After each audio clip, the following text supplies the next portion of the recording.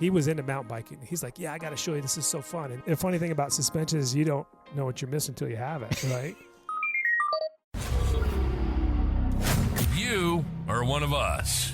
Your passion is the world of mountain biking, from enduro to gravel races and everything in between.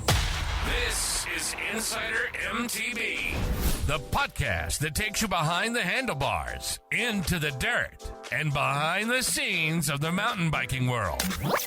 And now your host, Austin White. I'm joined today here. This is a special podcast, you guys. This is going to be episode 25.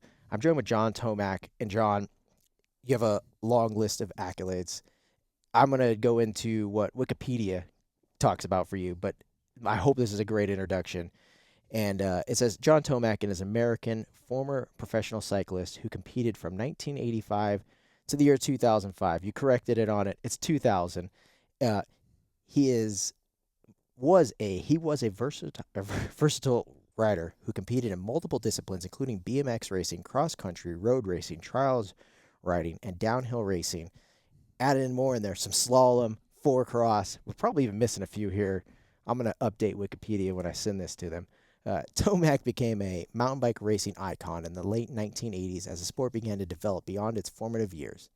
At this time of his retirement, which they say 2005, we'll get into that, and he had won more mountain bike races than anyone in the sport. In 1991, he was inducted into the Mountain Bike Hall of Fame, and in 2004, he was inducted into the United States Bicycling Hall of Fame.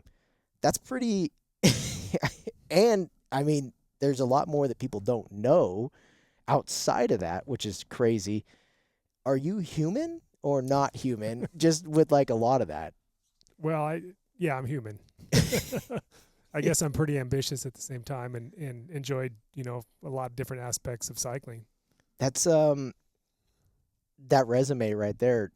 Was it multiple pages? How did you present that as a racer, or even more than that? Well, I was in a position where I really didn't need a resume most of my life. That's crazy. That's crazy. So let's go into this. And so I don't know everything, right? And what year did you say? Okay, so you start. It says 1985. Was 1985 correct on that? Yeah, I was.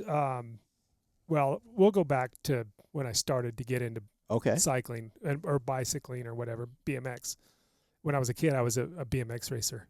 From age 7 to I raced BMX up until I was 17. And so then, but like the mountain bike scene probably wasn't really going then. So that was 1976 to 85. When I was BMXing. Okay. Which was a super cool BMX period too.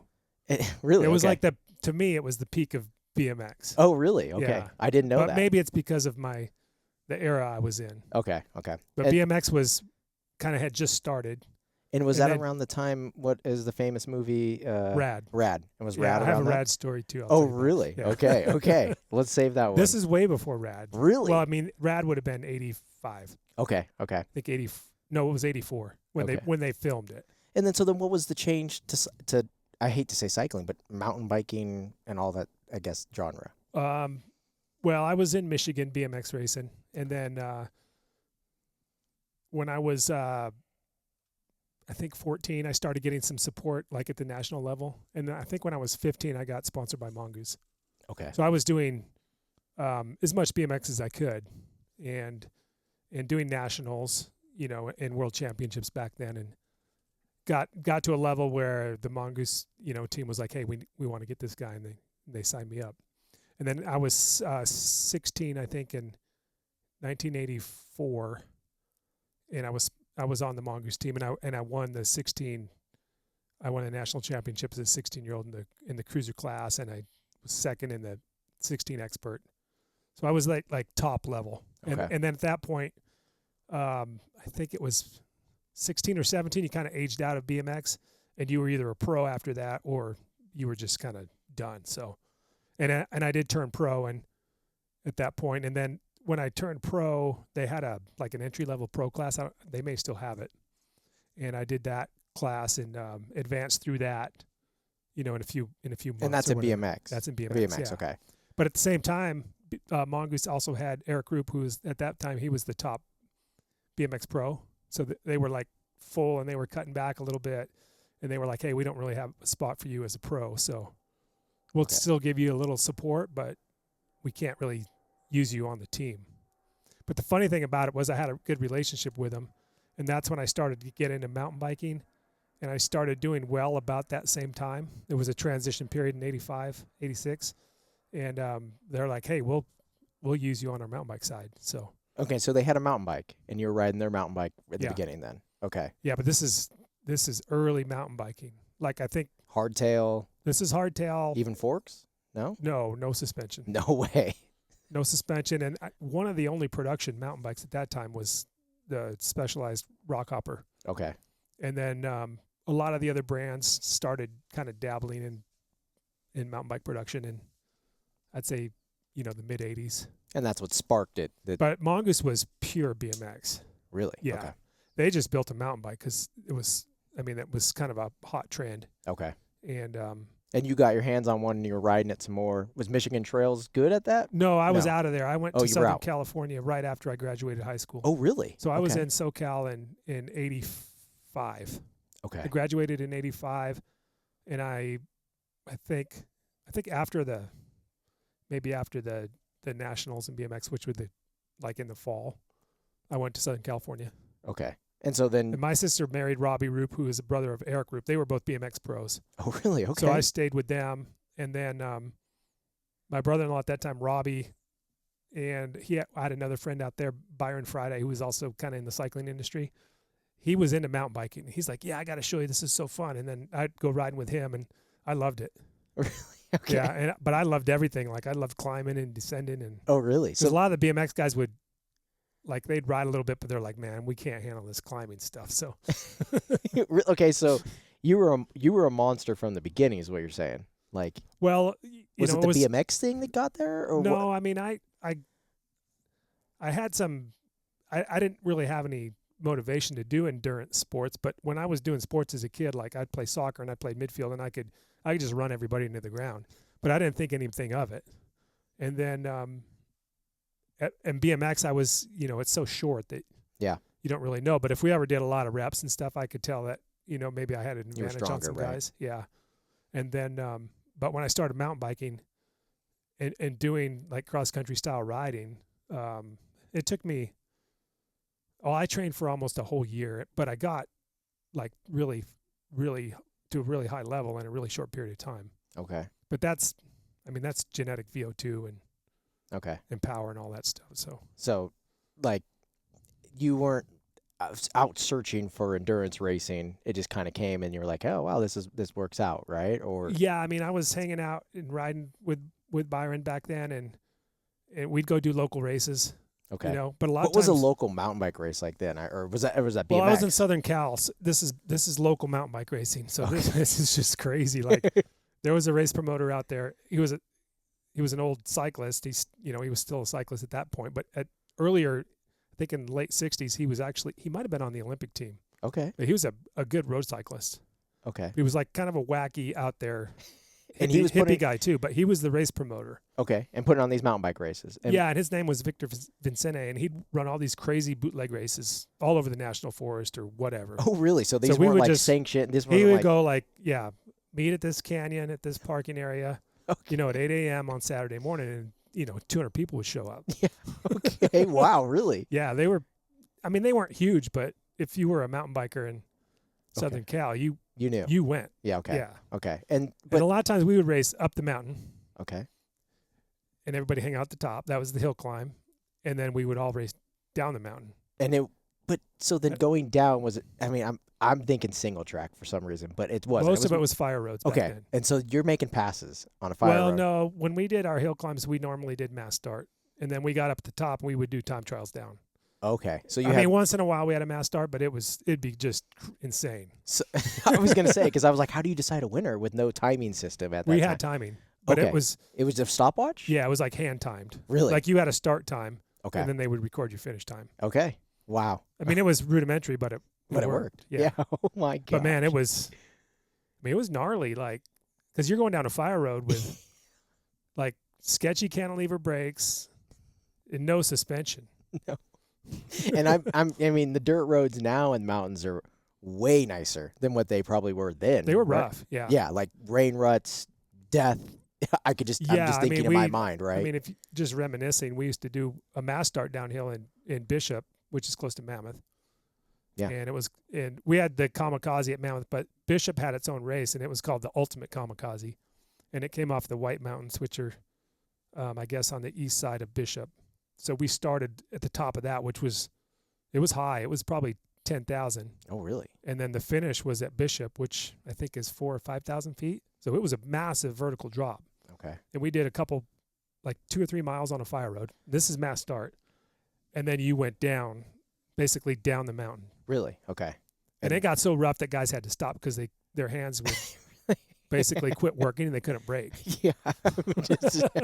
I could just imagine. I already get arm pumped now. I could imagine riding something like that in that time period. And it was rough and nasty. And that's crazy. Yeah. And really, I mean, if there's, and we had pretty good pro fields. I mean, we probably had 50, 60 guys. And so this is what got you in love with mountain bike, I'm guessing. And obviously the BMX thing kind of ending, right? And you were like, hey, there's maybe this mountain bike scene. And so was Norba wasn't even started then, probably. Norba was really in its infancy. I think they might have had a national championship in 83 or 84. Oh, really? Maybe 84. Okay. So then I think at home I still have like my first Norba card. Oh, really? It's pretty funny. When was the first Norba race for you then? Well, the national series for Norba, they used to run I think a one race championship. Okay. In like the mid 80s up until 85 maybe. And I didn't do any of those. And I think in 86 or 87, for sure by 87, but I think even in 86, they did the first series. Okay. So they had a series at that point. Then we were racing probably 6 races a year at least. Okay. And then it was points. Okay. Then it got serious. Okay. Yeah. I mean, it got more organized. Okay. More organized. That's probably a better way to say it, right? Yeah. And then But there was classic mountain bike races really before the Norba series. Okay. There was like Bishop. We did that one. And that one had a massive cross-country race, which was called the... And cross-country was way different than it is now. Yeah, that was Sierra 7500. That one was called... 7500 vert. Really? Yeah. We'd start in Bishop again and climb up the other side on the west side in the Sierras, and we went up to like 11,000 feet. But that was one massive like 50-mile loop and no support. No support. You had to carry your tubes. Everything. Yeah, but we would go out the day before and stash, water bottles and snacks. And that's, I mean, what sanctioning body was there? I mean, at that point, no, but nothing, that was normal. That was normal. Okay. That's how you got your feed. That's it. Okay. And I mean, was there people stealing each other's stuff, or I'm just you could have. Yeah, I figured that was the because. But there's no way. Like back then, it was so different. Yeah. It was like. I mean, it was definitely some serious competition, but yeah, okay, it was a different vibe for sure. That makes sense. Yeah, right. And then, all around the country there was the Rockhopper North and Rockhopper South and Whiskey Town downhill, and there was all these oddball but they were still really like the race in Shasta, the Lemurian Classic. That one was super cool. Okay. There was all these like little spotty things, Crested Butte right? stage race. Okay. Yep. Iron Horse in Durango. And so then UCI wasn't really a big thing over then? No, they had nothing to do with it. Nothing. And Norba had something to do with some of those events, but yeah. And USA Cycling, which at that time was USCF, had nothing to do with it. Nothing. Yeah, okay. And so this whole scene's kind of starting up. I mean, you're telling me the stories at the beginning of the first real races kind of going here. Yeah. This is how it got all started. And at that moment, I'm just imagining this is a John Tomac, and you're like, okay, I see something in this. And then you show up at your first Norba race win, like a real one that's a series. 86. 86, yeah, okay. Let's just say it's 86. So 86. I'm pretty sure it was that year. 88, you win the championship. Yeah, 87. I won nationals, and I think it could have been 87. But anyway, in 86, Mountain Bike Action was around back then. Yeah. And they did a series, like their own point series. Really? Took a lot of They these had their big own classic thing. races in whatever Norba Nationals. Okay. And then they were like, okay, this is the best of American racing. Yep. And okay. they did that series, and then gave points out, and then gave their own little championship. Did you win that then? Or is Yeah, that... I did win that. Really? So I won a lot of races, but I think in 86, and I don't recall 87, it may not have been a full series. Okay. Or in 80, I think in 87 I broke, or I don't remember, 86 or 87 I broke my frame in Durango at the finals. Oh, really? Yeah. Okay. And so I lost. Because it says in 88, and I mean, this could be wrong, overall champion, national XC champion, and dual slalom champion in 88 for Norba, for you. Yeah, I mean, it's just such a, it's It's so a blur. long ago. Yeah, I get it. I get what you're saying. And then you backed it up in 89. And so were we still this mongoose hardtail, or is this like a bigger evolution of the bikes, right, at that moment? We didn't get fork suspension until, God, what year was that? 89, I think. Well, 89. at Worlds in Durango, which was the first UCI Worlds, Okay. 1990, we had it. And I think So you're bombing downhills on the... Is this 89, I don't know if I had it. There was probably a prototype Manitou and a RockShox in 89. And you probably were on it. I don't think I raced it until... I'm just trying to remember if I rode it in 89 or not. I know in 90 I did, but it was right in there. So at this point, you're still racing the same bike in XC dual slalom. Yeah, but and they everything, were or no? well, yeah, Like, pretty much? in the mid 80s, yeah, it was same bike. And now are these? But sometimes I would use my actually I had a BMX 24-inch wheeled converted mountain. I turned it into like a mountain bike. And for slalom. I would run that in slalom. Okay. So are these the videos I see all over the internet of you on drop bars? No, that's 90. That's 91. So you went back to drop bar? Like, Well, where does this come All about? this goes into when I started getting into road cycling. Okay, and you thought, hey, it's a great idea, bring the drop bars over to XC and downhill racing? Yeah. Well, there's a story behind it, but so anyway, I'm in Southern Cal, right? I'm starting to do mountain biking and getting really good at it, but at the same time, I'm riding with the local road club during the week for training. Okay. It was awesome. Because you training. need that, though, because back then it was 50-mile long races, right? Like, Yeah. Okay. And so it makes a lot more sense to grab this type of endurance. Right, yeah. Yeah. And I was like, wow, this is fun and cool. And and it's super good for fitness. Yeah. Right? So I started doing road cycling too, and I got to get my years right, but I think I raced my first one in maybe 87-ish, somewhere in there.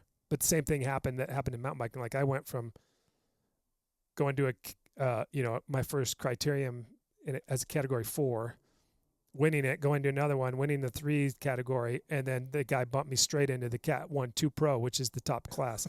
I did that within 4 races. What? But and this is in crit, or was this in this everything? is road cycling. Oh, really? Okay. Yeah. But you just had such strong endurance from all the other stuff. The I'm thing guessing. is I was training with this club, but the club president was a USCF regional rep. Okay. Which he's the guy that bumps everybody up. Okay. And he knows me, how I ride, what I'm capable of doing. And he's like, we're just sending you straight up as fast as we can. Yeah. And is it 90, 91 you land on 7-Eleven team for road? And you're doing road? 90. 90. Well, going back a little bit, so I started in 87, and I think it was 87. You had road bikes then in 87, and you were doing road stuff then too, but not really serious road. Well, it was serious because I was, racing the top guys. Oh, really? Okay. Like top national events. On road? Yeah, and I think I got, this goes back to the story of advancing really quickly. While the guy bumped me up into the 1-2s, and then I went to the districts, which is what qualifies you for nationals. Okay. Southern California district, which is a pretty competitive area for road cycling. And I did that road race and qualified to the nationals. And then we're talking Cat 1 at that moment, right? Cat 1 in a field of 100 dudes. Okay. Yeah, all right. And they're like, hey, why are you racing dual slalom over here? Yeah, exactly. Come on. They didn't know me. It was pretty funny. Like some of the guys knew me, but like there was Olympians like Steve Haig and some other guys, but he was really cool because he was like, he liked me. And he was like, when it was getting towards the end of the race, it was getting really hard. And we got away, and we had like 6-man or 7-man breakaway, and they're going to take 6 guys. He's like, you got this, No way. That's wild. So then I make it to nationals, and I go to nationals, and I finish like, it was on the Morgul Bismarck in Boulder. I think it was 80. This is 87, my first year of road cycling. And I was pretty close to doing really well there. I got like a 6th or a 7th place at the nationals. Okay. And then that kind of put me on the road cycling map a little bit. The following, but I didn't sign with any teams. I was still basically mountain biking. You were still Norba chasing. Yeah. And then in 88, I was still racing with my local club, and we went and did nationals, and I won the national crit championship. Okay. In the 1-2 pros. Without being on we had a team, but it was a club team. Like it was okay. It was funny. So and we I beat all the top teams. And so then that was like, hey, maybe this. And then I got signed like right after that race. The one team, Sungkyung, which turned into Celestial Seasonings back then. They were a pretty top amateur. Okay. Like U.S. based pro road team. Okay. They signed me on the spot. Okay. And then the next year I went to. That was 88. I rode for them in 89. We won a national time trial championship, team time trial with that team. And then I think I got 3rd in the crit championship too. And then the next year I signed with 7-Eleven. But the whole time I'm mountain biking at the same time. Yeah, you're chasing the Norba thing. And so anyway, to get to this goes back to the drop bar story. How do you get to the okay, so this is how the drop bar comes in, because you're like, hey. So then I'm racing 7-Eleven, and I'm going to Europe and racing like all the top, spring classics and the Giro and all that stuff. And I just I want my bike to be the same every time I get on it. So I built a hardtail. Because but your focus at the time was really more chasing road, because like no, I was in both. Okay, yeah, and it just felt more natural to go. Well, it was easy for me to go from one bike to the next if they felt the same, and they were built because this is a hardtail. Okay, and I can build it almost the same as a road bike because your measurements are all kind of locked in. Like your seat angle and your head angle be slightly different, but top tube measurement, chain stays are pretty close. Because at this time was XC racing not as much single track, more dirt road, and you're just gravel. No, we did everything. It was a little bit of everything. Yeah. Okay.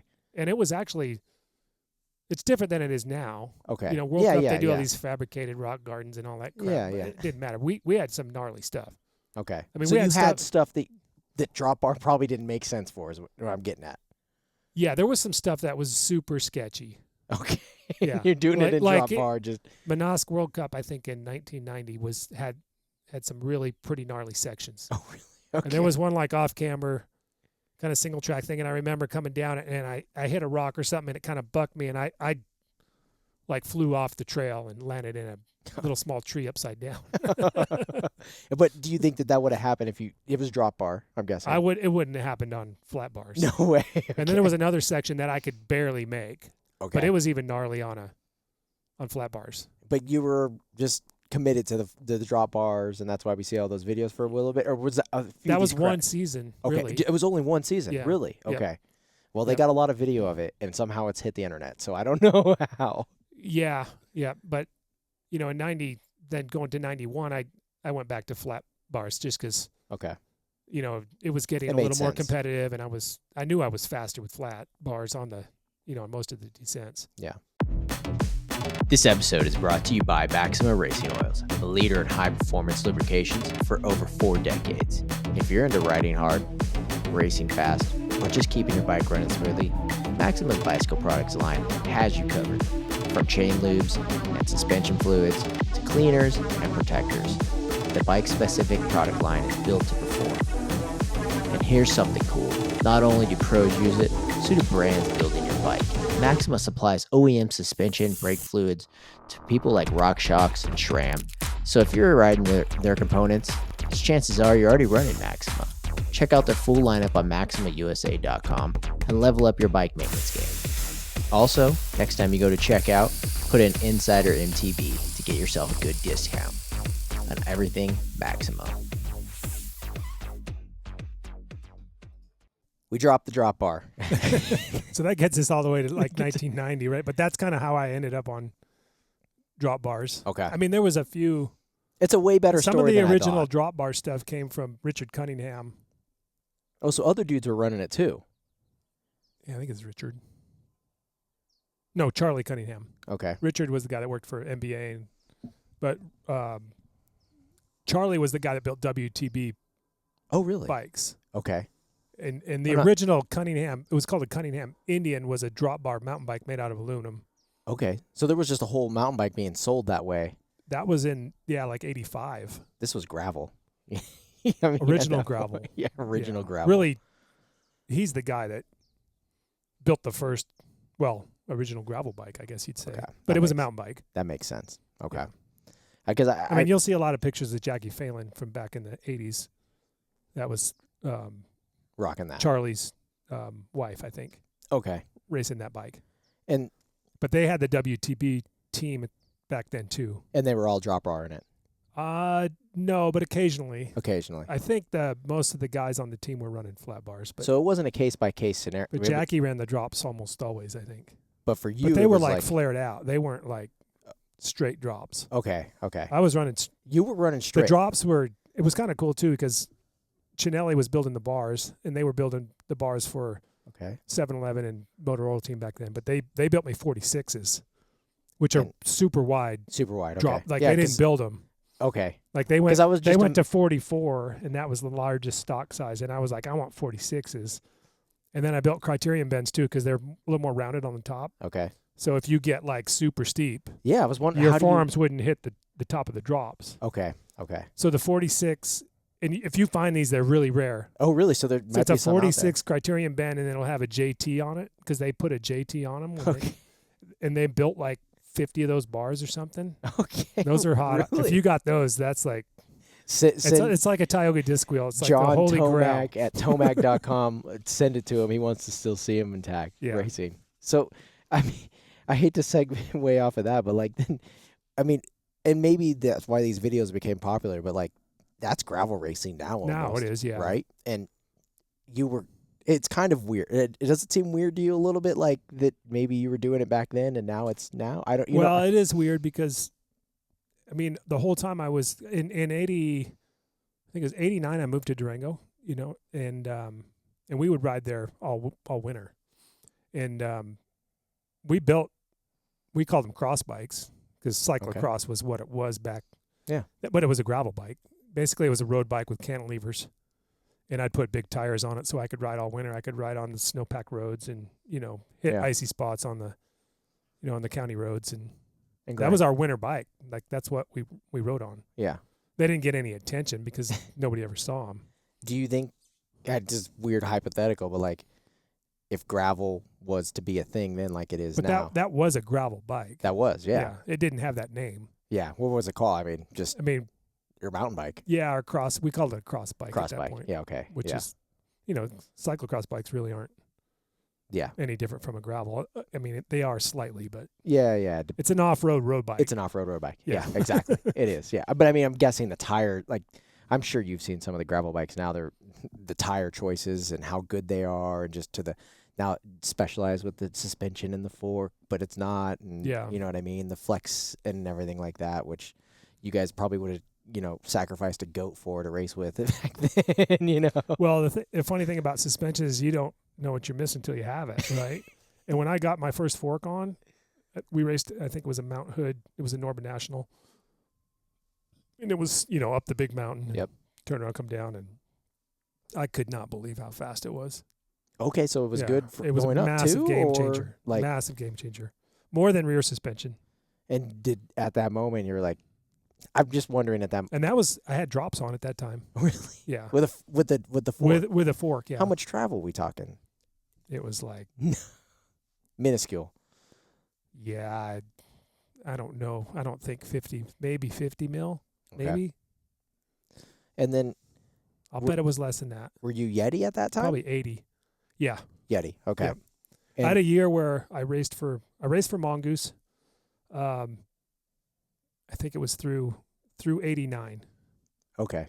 So you as a did- mountain biker. And then Mongoose went through a bunch of changes, and then they got a new president, and he didn't want to spend the money to sign me. Yeah. He had a job to do, and whatever, restructure the company, and it. And you didn't don't make have sense to. for him. You don't have to say the number, but like you guys were getting paid enough for a living to race mountain bikes then. Yeah, the mountain biking in the mid '80s was weed smoking hippies, right? And then it got a massive amount of momentum from like 85, 86, 87, Mm-hmm. and then it just went to the moon. Really, it was big, And and it was a Contracts, massive trend. Yeah, you got to do these races, blah blah yeah, blah. yep. Like my first Mongoose deal in '80. Well, this is another funny story. This is the transition time between BMX and mountain bike. So BMX, I can't race for Mongoose because they have the top guy, and I'd saved up some money racing the pro classes that I did, and it paid for some trade school. So I went to this trade school for electronics, basically, which is it was old school electronic. Like, it was the start of code writers and computer tech stuff. And so I got into that, which would have been another massive like hole shot on a giant industry. But anyway, I went to this trade school and I did really well. But at the same time, I started hitting some of these big national mountain bike events and starting to get into the top 5. And then I went to this big race back east. It was called the Ross Stage Race, and that was the first really big race that I won. And it was in the fall of, I think it was '86. And at the same time, I was ready to graduate from that school, and I won the Ross Stage Race, and I was riding on a Mongoose, but they weren't paying me. They just sent me to the race, and I raced, really? and I won the pro class, beat all the top guys, and it was a pretty tough race. It was like a 5-day stage race, so it was like legit. Really? Wow. And okay. so I get back, and Mongoose is like, "We want to sign you to a deal to be our mountain bike guy." What year is this? This is '86. Okay. And it would have been for an '87 contract, I think. So, but this other team wanted to sign me too. But then the school had like, "You're our best student. You got to go do these interviews. As soon as you get back from this race, just check in because we got like 5 interviews for you." No So way. I get back home and I call the school and I'm like, "I'm not going to any interviews. I'm going to race mountain bikes, instead." And they're like, "What are you talking about?" John, you're blowing my mind right now. So because I'm like, "Yeah, I'm going to do it. Like, I want to race bikes. It's what I love to do." So were parents saying what at this moment? they were back in Michigan. Like, Not even. I was knowing. gone. Okay. Yeah. Okay. The funny thing was too is I was like 17 or 18. Okay. Yeah, 85 I was 17, and 88 or 86 I would have been 18. So this is like later in my 18th year. I'm sorry, but to even know that there was a different direction for the Tomac family for 2 wheels at that moment in time, and then it went this way, I'm kind of blown away. Like, Yeah, that was pretty funny that time. And then anyway, this Mongoose is like, "What do you want?" And I was like, "Well, 12 grand would be fine. That's plenty so I can survive." Right? no This is 86 way. 12 grand? or 80. It was 87. No way. So they're like, "Okay, yeah, we can do that." So and then, this gets you to the races and everything? well, they paid all the expenses. Okay. Yeah, 12 and grand I'm sure salary. I got more bonuses or Okay. whatever. But Yeah. I was paying like You're sleeping on couches. I was living in a spare room at my sister's Okay. for $300 a month or whatever. Okay. So, Okay, so you could do that. yeah, I had an extra $700 a month, and I won a pickup from that mountain bike action. What? Yeah, series they had. No. So I didn't have to buy a vehicle or anything. So I had my pickup and I had a place to live. So I'm blown away right now. I am blown away right now. This is crazy. So yeah. So anyway, that got me there, and then so I could train full time in like 80 through 80, the rest of 86, and then into 87. now, did you drop out of college or was No, it? I was you were done just with like- that program. Okay, that program's Yeah, done. I You're like, graduated. I was done. Yeah. Okay. Okay. So I start racing, and because I can like totally focus on it, that's 87. I just started winning stuff like So then crazy. that's why 88 championship, 89. Yeah. So at the end of okay. 87, I had another team was like, "We want to sign you. We're going to pay you, 50 grand." Oh, So I went from 12 to 50. Even do you? So I go to Mongoose and I was like, "Hey, it was called the Ross team back then. It was a pretty big bike manufacturer back east. And they were building, they had they built and sold quite a few mountain bikes." So you had a signature bike with Mongoose at that. Yeah. Really? After this. So then Mongoose ended up paying me, I think, 60 grand that next year. Oh, okay, so 88. Yeah. Okay. 80, it would have been 88. And then we built the signature, the Tomac signature bike too. Really? For 88. And then that bled into 89 with, I think 88's bike was steel. And then we started building some stuff out of tie. And then that's when the Mongoose got sold, Okay. The original owners, which were really, really good guys. It was, And maybe the downfall of Mongoose kind of not it changed a lot. It changed a lot. Yeah. Yeah. When I did my mountain bike with them, it was Skip Hess, and his father started Mongoose Okay. from like the original 70s BMX stuff. Yeah, yeah. And it was built in Southern California. Yep, okay. And then they outsourced it at that moment, right? After that, it started getting outsourced. Yeah. But when I was starting my mountain bike stuff with them, they were still building stuff in Southern California. In Southern California. Yeah. Okay. Like out by Carrillo or somewhere. Okay. And then I used to ride out there from the valley, and see them. And they were like, "You rode here? It's like, 40 miles." And I was like, "Yeah, and I'm going to ride back." dude, I'm blown away that you're just road riding all over Southern California. People don't even, how many people probably passed you that, on their car and not knowing that it was Well, John it was, Tomac. it's different back then. Yeah. It's different. But anyway, getting back to the product side, and building the first Tomac bikes, Skip was, I liked product and I was really interested in it, Mm-hmm. and how everything worked and was built and all that stuff. And he was really a savvy guy too. And he's like, let's just freaking build a signature bike and sell them. And it was radically different than. Oh, so like it was different than the one geometrically- that was out there. This is just like. our bikes just were slap a a sticker. lot different than what was being sold. Okay. Like if you bought a rock hopper, or a Fisher or whatever else, it was it's pretty laid back, raked out, because they all started from the original beach cruisers. Yeah. Yeah. Okay. Our bike was steep like a BMX bike. Yeah. And was that an advantage you felt like at that For time? me it was, but Yeah. it was probably a handful for some guys to ride. Yeah. But we were like, this is going to be a high performance mountain bike. And sells good then with that? Yeah, Or how was it? we had them built. Those were actually built in Japan at like this really small frame shop. This guy that built really? steel, because it was steel. Okay. How heavy was that? Not bad. Not bad. Yeah. Okay. I think it was Tongay steel, and it was chromoly, and it was, those were probably 24-pound hardtails. Oh, wow. That's not bad at all. Really? No. Yeah. And then we had, Somehow I'm imagining aluminum wheels and 40-pound. aluminum cranks and, Okay. aluminum, all the components, most of them were aluminum. And then, so 88's over. You get a Yeti thing. Was the Yeti thing a money, or was it So just anyway, more? by the time I got to that point, we're talking contracts that are well into six figures. Oh, And really? Mongoose is like, no, we're not doing it. Wow. And then but I was asking for a pretty high amount because. But you're doing road as well on a Mongoose, or no? No. At Well, that yeah, moment? I did ride the road. I didn't ride a Mongoose. I did some ads for them, but I don't think. Did they even have a road bike? Yeah. Really? We built one Okay. eventually. Okay. Yeah. But you weren't racing it. No, I couldn't, because the teams I was on, we had to Really? run what the Okay. teams were running. So I get that then at that moment. But yeah. So anyway, my 1 year with Yeti, I couldn't get a big deal.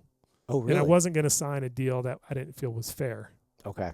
So, but I had like Tioga, Bell, Oakley.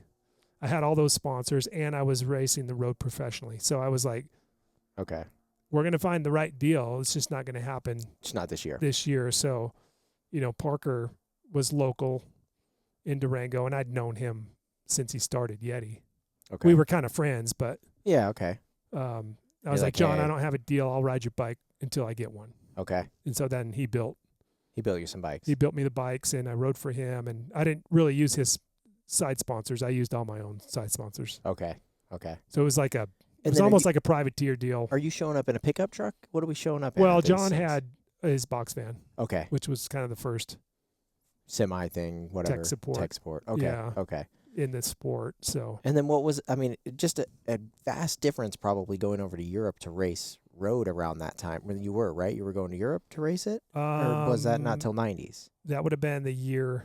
No, that would have been the first year I was on 7-Eleven. Yeah. Okay. 7-Eleven Yeah, hits yeah, then. it's totally different. Deal. Yeah, and then you're going, That is a completely different culture. really? Okay. Yeah, like And does way that just different. change a young John Tomac of like, hey, why am I even doing this mountain bike stuff? Or was it like, what was? No, because I love mountain biking. Yeah. And okay. I was really good at it. But The problem was I was probably so good at that point. I still wanted challenges, and I was like, road cycling is freaking hard. Yeah. And I loved it. Like, and I wanted to go to Europe and race the gnarliest races there were, like do the spring classics, do the Tour and the Giro and all that stuff. So, I mean, you did, right? yeah. Yeah. And yeah. I mean, I didn't do the Tour, but I did the Giro and I did all the spring classics. So. how long is our? So but I only did that for 2 seasons. 2 seasons. Yeah. Okay. And then road was done, or you were still doing some I road? just stopped. Oh, really? Yeah. Okay. And was there just couldn't get signed on a team, or just no? I mountain could have biking stayed and was done chasing? it, but it was. I had to decide like, oh, this is in 1990 and 1991. Okay. In 1990, I was a rookie, and I'm just doing it and having kind of learning the ropes. In 91, I was savvy enough to know that there was a lot of doping going on. Okay. I've heard this, and I didn't know. And all kinds of hormones. Yeah. And I was like, I don't, that's not for me. Yeah. You're lighting up like you're But either gonna it was also so competitive in mountain biking and in road cycling. I was like, at some point here, I got to pick one. Yeah. Do I want to race against a bunch of dopers? Yeah. Or become one? Yeah. Yeah. Or do I want to go race mountain bikes, which I love? Yeah. And kind of escape that at least for a little while, because it bled into cross country mountain bike racing after that. And yeah, I've heard that as well, right? And so I left it for a while, but then it kind of came back again in that game. But if you do those sports at that level, you figure stuff out. Yeah, yeah. And, what's going on. And I guess, and so like, I mean, I'm not professional on road. I've talked to some road athletes and stuff, and watched a lot of tour stuff. But it's more about you're only as good as your team too, right? At that point, like was it like that back then too? Because like now it's like who's getting the bottles, who's keeping the team going. Well, who's I mean, there's always all that domestiques and leaders and stuff like that. Yeah. But I think I was like at the end of the really old school road racing, where that didn't matter as much. No radios. Okay, no radios. If you want a bottle, you go to the car and get it. Oh, really? Okay. If something's happening on the road, either you get the word from the car or the team leader on the road tells you what to do. Really? Okay. Yeah. Okay. I hate radios. Like it ruined a big part of road cycling. Really? Okay. Because I didn't even know that existed at that. To me, it seems so much. If you don't have a good team and they're not all doping and doing all this stuff, you're not going to win. Like. Well, it got to that level, and it started right about when I was starting in there. And you're like, there was teams that would dominate because they had the best, they had the stuff. Biological warfare, let's call it. Biological when the team goes 1, 2, 3 or 1, 2, 3, 4 to Spring Classic, you're like, yeah, what's up? And the person that told me some of that story, right, and didn't know how much you would talk about it, but they were like, look, like Tomac wasn't in the choice of being, he didn't want to go light up like a nuclear person, right, and just take all the drugs and go that way, and came back, right, to us into mountain biking. Yeah. Yeah. It's I mean, I probably would have had to choose one or the other at some point. Yeah. But, that made it an easier choice for me. Yeah. Yeah, it makes sense, right? Like, yeah. And even at that time, they didn't know as much as probably that they know now, right? And you're just like, you're either going to probably grow an extra arm. I don't know, right? Like in the health effects and stuff, right, too? I think it was 89 and 90, right in there. Yeah. Right when they first started using EPO, there was Dutch and Belgian dudes just dropping like flies. Yeah. Okay. They were taking too much of it, and they just have a heart attack because their blood would get too thick. And so I've heard that, and that like that's documented. That's 30 guys dying in a season. And so, and I heard even like now, like some wherever or last whatever. I don't even want to blow anyone out or whatever it is, but I hear like they can't even sleep for more than like 2 or 3 hours. They got to get up and just start riding a bike just to keep the blood flowing and keeping it so it doesn't clot up and all this stuff. Yeah, it's a little crazy. It's a little crazy. Yeah. Okay, yeah. It's interesting to hear like what you've said like that. I've also heard from other road cyclists that now race like over here in America for mountain biking or gravel or stuff like that, and they're like, look, I went over there. I was a young kid, was ripping. I did really good. I loved it, but I was like, had the choice: take the stuff or don't, and I got to come back. Yeah, and you can't. I mean, if let's just say, I always felt like at that point, somewhere between 50 and 70% of the guys were probably on stuff. That's crazy. Yeah. So if you don't, yep, you're probably not going to be competitive. Yeah. And what do you do? Even if you're a freak, you're still not even going to be competitive because if you're getting a 10, 20% boost, because that's off the charts. You know, Yeah. you're not like at 2% better. And in that sport, it really matters. Yeah. Yeah. It's not like a mountain bike where it's like, all right, well, maybe I can out BMX him here. Right. Well, that's what helped me in mountain biking, especially in cross country. You know, even when they started coming in with that stuff in the early to mid 90s. Yeah. The tech side of mountain biking helped me a lot. Okay. Yeah. And it's kind of interesting, like what Norba is kind of what, do you know what Crankworks is now? Basically, I mean, what do you mean by like you had to win downhill? There's a point, king and queen of Crankworks, which is what the Norba champion, I'm guessing, was. Like you win dual slalom, you win XC, and those points rack up to that, right? And yeah, we had some overall, like Mammoth always did an overall title. Okay. Where you could win. Well, they would combine the uphill, the downhill, and the cross country. Okay, yeah. And then, so you come back, 7-Eleven's done, and what are we on for bike? Is that Giant moment? That's when I went, so I did the year with Yeti, and then I got the deal with Giant. That was the big deal for me. Like, it was a really good deal. And we're racing. Which is what I want, what I was waiting for. Yeah. That's why I waited. And you're the top guy on the team at that moment, right? Or who is teammates? On Giant? Yeah. Well, in the U.S., I was the only guy. Only guy? Yeah. Okay. I was the guy. The guy. And Giant at that point was a manufacturer of bicycles in Taiwan. Yep. They really didn't. They had a brand, but it was not established. This was all about brand building. Really? Okay. Yeah, for and Giant. they told that when you came in. You were like, hey. Yeah, like, we're going to do this with you. Really? That's why it made sense, and that's why they paid me a lot of money. Okay, wow.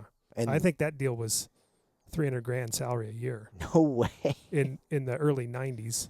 You're breaking the hearts of the guys who are on Giant now. Well, that's, I mean. It is, but it's different. But the thing you got to remember is back then, mountain biking was, I mean, it's not as big as it is now. Yeah. But mountain bike racing was the marketing tool. It was the R&D tool. There was there was nothing else. Yeah. I mean, everybody was all in with racing. And were you guys, was it box van, semi-truck? Yeah, we had our own box van. Box van? Yep. Okay. Yep, and I had my own mechanic, Bob Gregorio, who was old school Durango guy. Was there, because they were making Schwinn, who else were they making at that time? Bikes. They were making a lot of people's bikes, right? Giant factory. Yeah, I don't remember what other brands they built, but So they built a lot of other people's bikes. But you had trust in riding this bike, what they gave you. Yeah, at that point we were using, I think, aluminum a lot. Okay. I wasn't a huge fan of that, but. And that was just because the way it felt? Yeah, it doesn't feel great. Really? Yeah. Okay.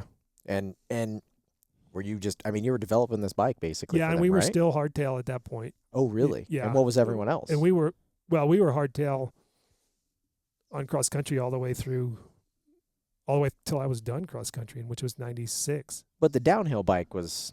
It didn't get suspension until. Because I've seen photos. Early 90s, but it was like 90. I'm trying to think on a Giant.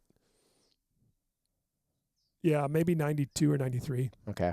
And 3-4 inches of travel. Were you at a disadvantage against others that had that, or? No, because everybody kind of had the same, but I struggled with Giant on getting a downhill bike. Right. That was decent. Yeah. For a couple years.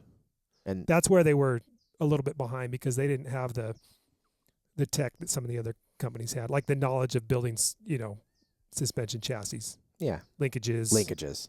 Yeah. Swing arm type assemblies. And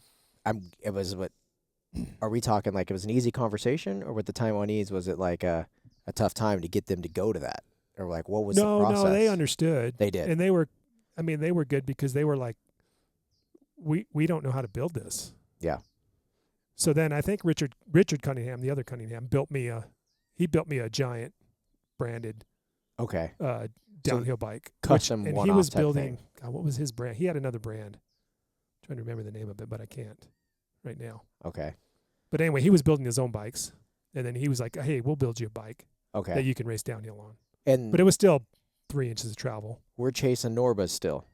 Yeah. Well, I was doing World Cups too. Okay. World Cup cross country was going then, and then World Cup downhill, I don't think it really got rolling until 93 or 94. I think in one of those years, I think it was 94 maybe, I was second in the World Cup overall for downhill. It was, you gold medaled XC World Championships in 91. Yeah. And then silver and downhill in that year. That was my best season, 91. 91. Yeah. Okay. Best season on paper. And I was really good that year anyway. And second. And I was still racing the road then. Oh, really? 91. Yeah, I was on Motorola. Okay. Oh, wow. But halfway through that season, Motorola's like, hey, I don't know if, I think around June, I was like, I'm not going to do this anymore. Okay. I'm out. So then I think towards the end of that year, I just kind of went back to full mountain biking. Full mountain biking. Yeah. Okay. That makes sense, right? Yeah. And then then from 92 on, I was all mountain bike. And then you come 93, second place XC, second place DH, World Cups.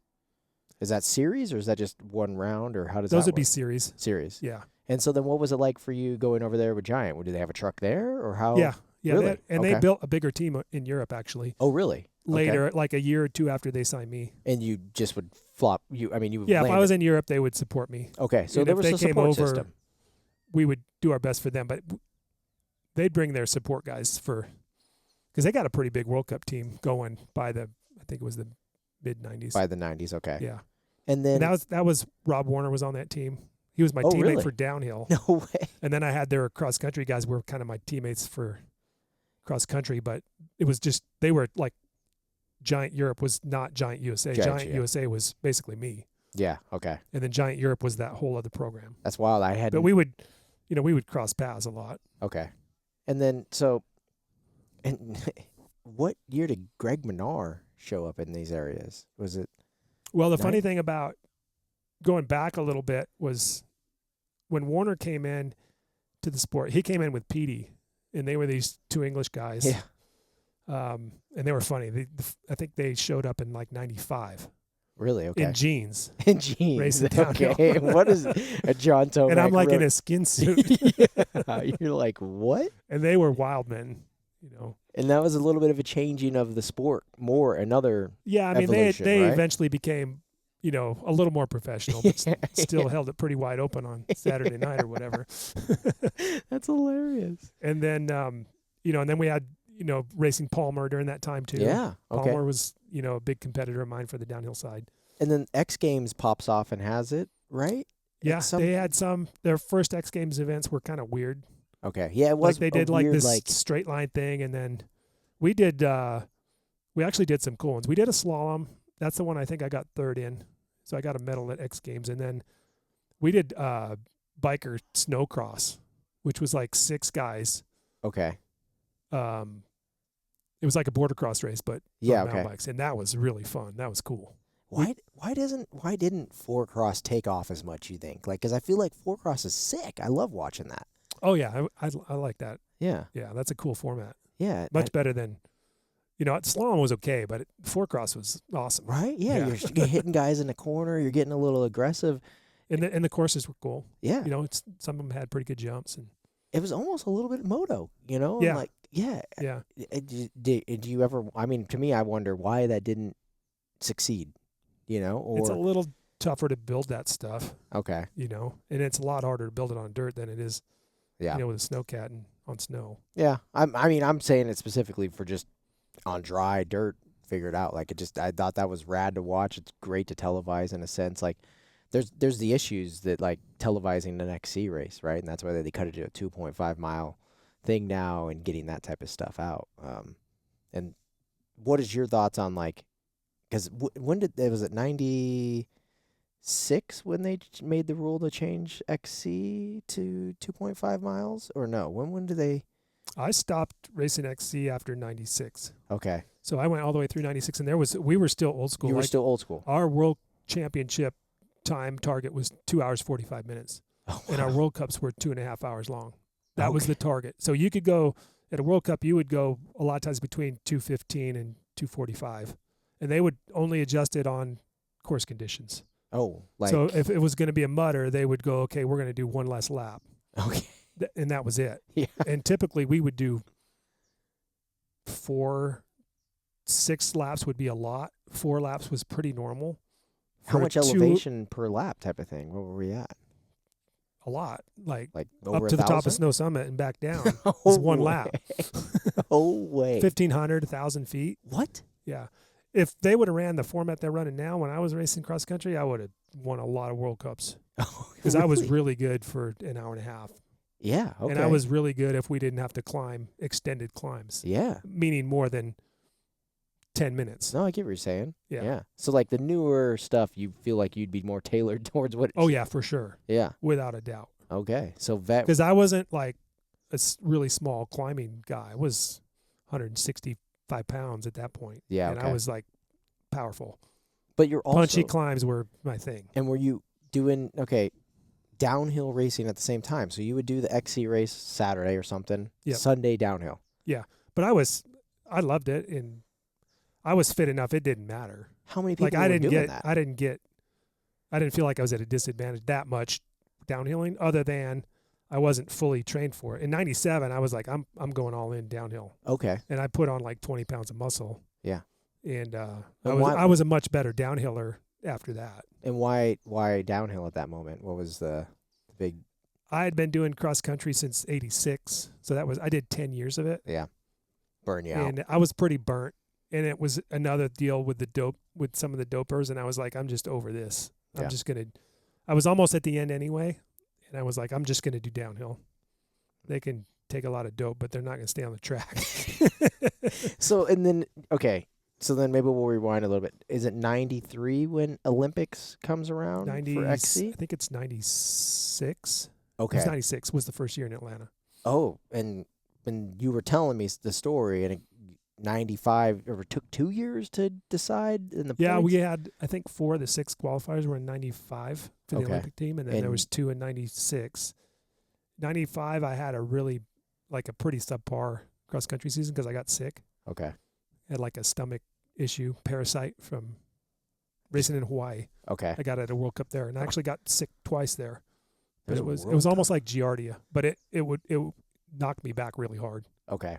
And that I wasn't competitive in 95, but then Yeah. I got over it. 96, I was the best guy in the U.S. without a doubt. Like I won the Norba National Championship. I won a lot of races.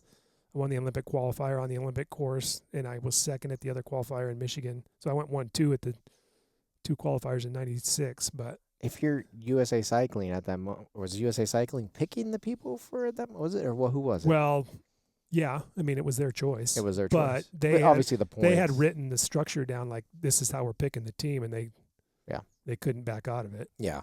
And so, I mean, you have to be USA Cycling at that moment. Like, did we mess up? I mean, right? Well, Like, yeah. I mean, they didn't take the best guys. yeah. I mean, they took good guys. They got Travis and Tinker. Yeah. They were both good guys, but yeah. it wasn't the best guys at that time. Yeah. And then we're talking after that, we're like not XC, feeling it. There's more doping going on. Did you try to make a run at it after that for the next? No, I was like 96. You know, I think Mammoth was my last race. It was the Norba Finals, and I won that cross country title. And I'm like, that's it. I'm done with cross country. Yeah. Because I still loved racing World Cups, but 96, I was really, really strong and really fit. Like probably the fittest I ever was. I was like 29 years old, and I remember racing the World Cup finals in Hawaii that year, and I finished the race and I got 5th, and I was like, I've never been stronger than that in my whole life. Yeah. And I just got spanked, you know. And I'm like, it's not right. something's wrong. Yeah. Yeah. And I'm like, I'm not going to do that anymore. So. And obviously the stuff's swirling. Everyone's doping, whatever the stuff is going on, right? And Well, that was the year I think they popped the French guy eventually. so they were testing. Yeah, they were testing, but God, what's that guy's name? Anyway, he ended up either admitting that he did it or something. Anyway, they took his they got rid of the gold medal. And they gave Frischnick the credit for that world championship. That's pretty cool. I Yeah. mean, to catch the cheaters and then actually do something about it. Yeah, but I mean, there was so much of that going on. There was so much, yeah. I mean, there's a lot of bad results, Yeah. you know, that aren't fair. Yeah, and the problem it's no different than the road cycling, but it's just a lot less tilted. Like in Europe, in road cycling at that point, it was, like I said, probably 75% of the guys were jacked. But in mountain biking, it was a lot different. We're talking, what, 10%? Probably, 30% or something. But then it tilts the tables a lot. Yeah. To you got 70% of the guys that aren't doing stuff. But I always felt like the Norba series was, I never had any feeling that anybody was doing anything. Okay. But the World Cups, it was a whole different deal. Yeah. Then how do you fight against that, right? Like, and I think a lot of the Americans, and you can see it in the results. Like we were dominating up through when I won my world championship in '91. And then it just switched. It was like somebody hit a switch. Like how? And then the Americans never did anything. Like it was really hard to. I mean, we got a little bit of podiums in there, in the mid '90s. Ned would get in there a few times, and I'd get it. I won a World Cup in '94. I think was my last win in Madrid, and it came down to like a 3-man sprint. Yeah, and it was a pretty techy, pretty power-oriented course. But and was this okay? So I just want to understand. I mean, you can say how much you want to on this, but like, you're on a team. You're racing in that era. Is it team managers like, hey, we should try this doping thing, right? Well, I didn't have a team manager. Okay, I was my own team. But I'm just wondering what they're like. What was how did it land in there? You can't was it do like, that if you're. Yeah, I don't know. I'm just like if you're running the specialized cross country team. I'm just trying to. And you're in America, you're not going to do that. But how did it land in there? That's what I guess. What I'm trying to. You sign Euro riders. They got their trainers. They got their advisors. And they're like, hey, they're doing this on the road. They got their doctors. Yeah, bring it over. Yeah. Okay. And that I was just wondering, like, what brought it in there? Is obviously money. Well, if you're making it's just 6 money. figures, right? It's money. And it's like, hey, because the money in the right around 89, 90, and the money in mountain biking wasn't that big. Yeah. But then after I won the Worlds in '91, it got to be a pretty big contract. Yeah. And then a lot of the guys heard about it, and they were like, hey, we can all make that much money. They thought they could, but if they don't have the marketing pull, they're not going to. Yeah, you're a roadie guy making 60, getting beat up. Right, you could be a roadie guy making 60. Exactly, that's what it was. I think I was making 50 or 60 on 711 or Motorola as a domestique, up and comer guy.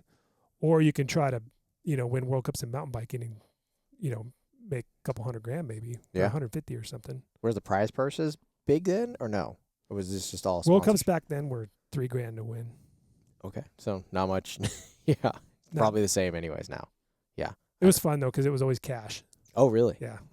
Euro? No way. No way. U.S. dollars. Really? Okay. Every World Cup. No way, really? $100 bills. Wow. Okay, just stuffing it in the bag, we're out. Okay. Wow, I didn't know that. Yeah, one year I went and did the World Cup finals. This is in 91. Yeah, 91. I was living in Belgium with my teammate Frankie Andreu. And I'm like, hey, I'm going to go do World Cup finals in Berlin. I'll see you in 2 days. Yeah. And then I go do the race, and I come back, and I have, like, my World Cup trophies and unpack my bikes. And I was like, check this out, Frankie. And I threw, like, I don't know what it was, like $10,000 in cash on the counter. No way. And he's like, no way. Is Frankie racing the same stuff or no? He's not. He's not doing mountain biking. He's just doing doing the road. Right? Yeah. He did road. Okay. But we were roommates. Okay, so I would be there racing road, and then I would go do a World Cup. So it's your fault all the roadies came over. That you're over here bringing the money. Well, it's the money. Yeah, for sure it was the money. Yeah. No, that's pretty wild though, right? Yeah. And so we'll punch up to like 97, right? And you're racing downhill, and you're killing it, right? Like. Yeah, I was good. I mean, 90. Because you're strong coming off of XC, right? And you have that ability. And what were the downhill courses like at that moment? Were they? They were pretty good. And then actually 90, we got in this 97, 98, 99 phase where they got really gnarly, like really extreme. Really? Like we're talking the big but doubles, part of it drops. part of it was my fault too, because I was like, this is so cool. Let's just make crazy gnarly so stuff. It's your fault. No like way. Breckenridge, we had a course that was pretty shallow, most of it. But then there was like this one head wall, and I was like, this course is pretty mellow. Like, we got to put something really gnarly in it. No way. And we did, and it was like full pucker dropping into this. And we had a catch net. Really? The most impressive thing for me was the girls did it. Really? Okay. Some of them couldn't make it, but they had the catch net.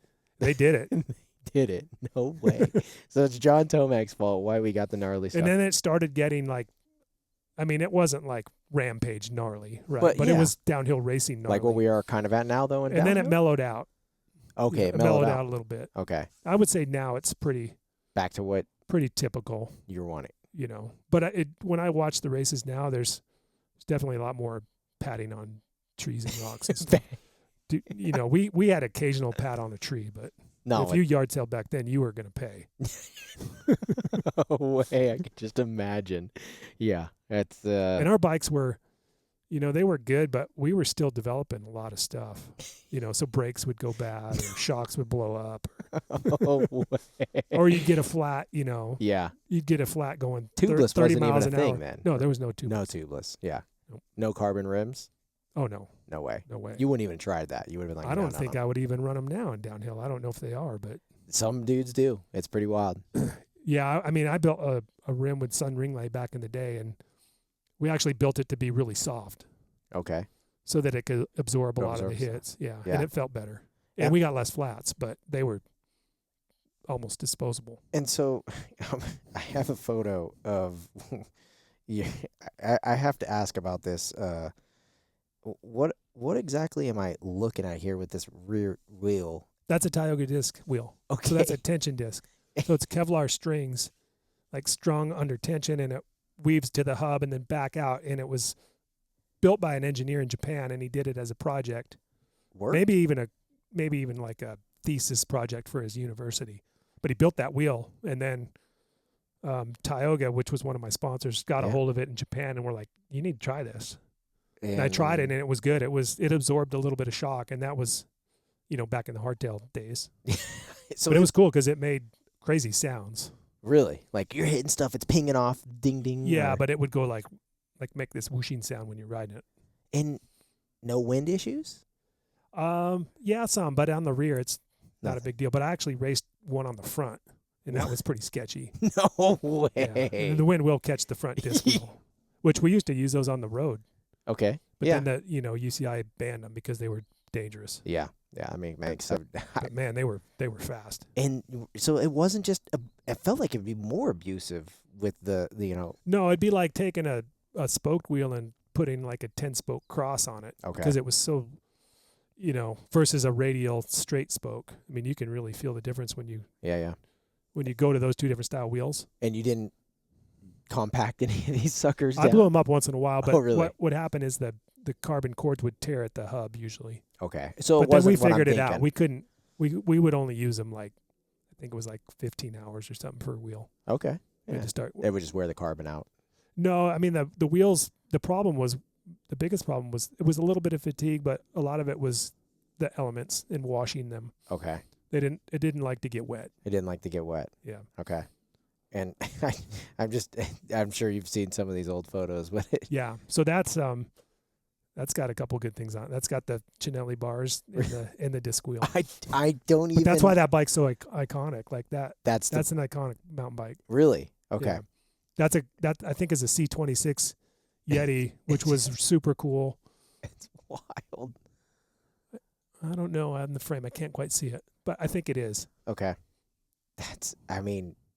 But we were doing all kinds of, just trying stuff. The cool thing about when I raced, I went from full rigid, friction shifting, toe straps, not clipless pedals. No way. To when I stopped in 2000 and we were building Tomac bikes, it was in the 204 Magnum was our downhill bike. It was 8 inches of travel, hydraulic disc brakes, And so when and I saw the whole spectrum. And then when did clips come in then? Were you a clip We guy? tested the first clips with Shimano in, what year was that? Herbold and I did it. Really? Together, yeah. And we went over there to Japan, did some testing with Shimano, and clipless pedals were part of the program. And we were doing a lot of shifting and brakes, but this clipless pedal thing was like, okay, we got this thing coming. So we rode them for a couple days, and the first day or two I was on them, and then HB started using them a little bit. And then one day I was on them, and I was climbing up the single track, and it was a little bit muddy, and I couldn't unclip, and I fell. And I fell onto this pile of cut branches. It just got shredded. And I'm like, I'm done. I'm over this. HB, you're testing the pedals until they're good. And I didn't ride them again on that trip, and I didn't ride them for a couple months after that. Yeah, and you're then like, nah. HB kept working on them and got them to where Because were they they're pretty good. aggressive to get out of, like a road? It was just, they were like hand carving those cleats and the pedal mechanisms. They weren't way different than what we have, but it was, they didn't have 3D printing. Yeah. They had a mill. They had a guy just, all And a right, lathe. this looks enough to me. I'm putting them on. And so Road didn't have anything at that time, right? Or was Road, and then they were like, hey, we could do this for dirt? It was close at the same time. Okay. The first ones were like the look pedals and time pedals on the road. Yeah, okay. And then But yeah, I went back to, flats I was or toe something. straps. Toe straps.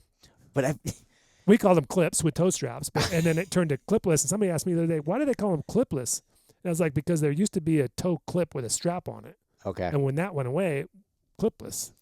It's a horrible name. Horrible Yeah. name. I don't like it at all. But it's funny, if you don't go back to the 80s, you don't know. It had to be way gnarlier strapping yourself into that. Oh, yeah, thing. you were locked in. You were locked in. Because on a And if you were downhill, hardcore, you ran 2 straps. two straps.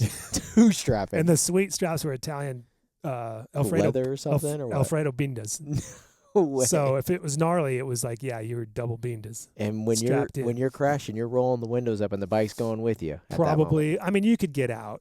Oh, really? You usually came out. After the first But slam? the or? crazy thing about it was, like, we had a little cleat on our shoe that Yeah. would like engage into the back of the cage on the pedal. Okay. So you would put your foot in there and then drop your little cleat behind the pedal cage, and then Yeah. you would strap it down. So you were locked in, and you could pull, a full circle really good with it, Okay. but you were pretty locked in. You're pretty locked But in. if you yard sailed, I don't remember being stuck in them. I mean, you'd get stuck in them a little bit, but It would come out. Okay. yeah, it would come out. And But then I mean, you had to I had to fabricate a lot of my what year shoe was cleats and stuff like that. what year was the first clipless then? Probably 80, Oh wow, it's 80s. Okay. 88, 89, somewhere in there. So we're talking downhill clipless at 90s. That was Really? clipless. Yeah. Okay. Well, that Worlds is clipless in 90, in 90. 80. I bet it was 89. Yeah, because that's clipless right there. Yeah. Yeah. That's probably 1 or 2 years of 1 or 2 years of it. into it. Okay. Wow. So I mean, you've seen it all. Like, to be Yeah. honest, right? Like, this is That's what's so crazy. cool about the era that I raced in. Yeah. I mean, I never saw 29-inch wheels in my racing career, but it came right after, a little bit after that. But you seen 27.5? No, Oh no, not then. No. Okay. No, well, because those came together, kind of hit like first, I think, and then it just did. didn't work, and then it went 27.5. and right? I hated it. Really. Yeah, I absolutely hated it. Is it But the just- bikes weren't that good back then either. Yeah. Okay. And it just didn't work It well. just, I mean, I came from BMX, 20-inch wheel, Yeah. went to a Cruiser 24, and then 26 was like normal. Okay. And then somebody tries to, shove a 29 down your, Did you race a Ro- 29 or no? no, never. No. Never. Just rode it. And it took me a long time to accept it. really Yeah. even Now I can't imagine riding a 26, but the bikes have developed. so well, the good. thing is, I hated long rear ends. Mm-hmm. With a 29, the original 29s, they just pushed that rear end out because Yeah. they couldn't jam everything in there. Because we still had 2 or 3 chain rings in the front. And then So I'm- they couldn't slam the wheel because Yep. the derailleur cage would hit it. yeah, and then obviously SRAM comes along, makes a 1x, and the road 1x changes changed for it. 29. Yeah. Right. And then you could get a reasonable wheelbase where the bike doesn't feel like it's 10 feet long. Yeah. It's handles, everything. Yeah. Your back, your 29's on. Now we're doing 32, Yep. So, I mean, have you rode a 32? I don't even know. And my friend has a 36, I think. Oh, really? Okay. What's a 36 like? 36 or Is I that don't know. even- I haven't ridden it. Oh, wow. I mean, that's a unicycle at that moment. Well, we're You might going, to the high wheelers. We'll be back on high wheelers. Okay, so when does the Tomac brand bike get made? So I did the Giant deal from 90. What year was that? Oh, we skipped Raleigh. Okay. Actually, Oh, yeah. yeah. When was Raleigh was after Yeti. I messed that up. okay? It was Raleigh. Did a few years with them. We built another Raleigh signature bike, which was carbon and tie. That's a really cool bike. Really? Really cool bike. And was that like the thing back then to have a signature bike or something? Because like No, you don't not- see that anymore now. Yeah, I mean, I did it with Mongoose and I did it with Raleigh. Okay. We might have done a few with Giant, but we never did anything really cool Okay. like with the Giant stuff. And The Raleigh bike was really cool. and so Raleigh, what is it? So you're 88, 89 is Yeti, maybe 90s Raleigh. 92, I think it was 90, 92, 93. Oh, so a few years. Yeah. It might have been part of the way through 94. And so it's going to sound funny even to my viewers. Yeah, I kind of screwed that up because I missed that whole Raleigh era, and it was pretty important. What is Raleigh? I don't even know. Like, they don't. Well, Raleigh's a historical English brand of bicycle, like really big. But they're not around anymore. Schwinn was in America. Boom, gone nowadays. Okay. Well, they're still. I don't know if they're even around. Yeah. Okay. They were bought and sold multiple times. Same type thing. Take the name, destroy it type of thing, or whatever. You know. Yeah.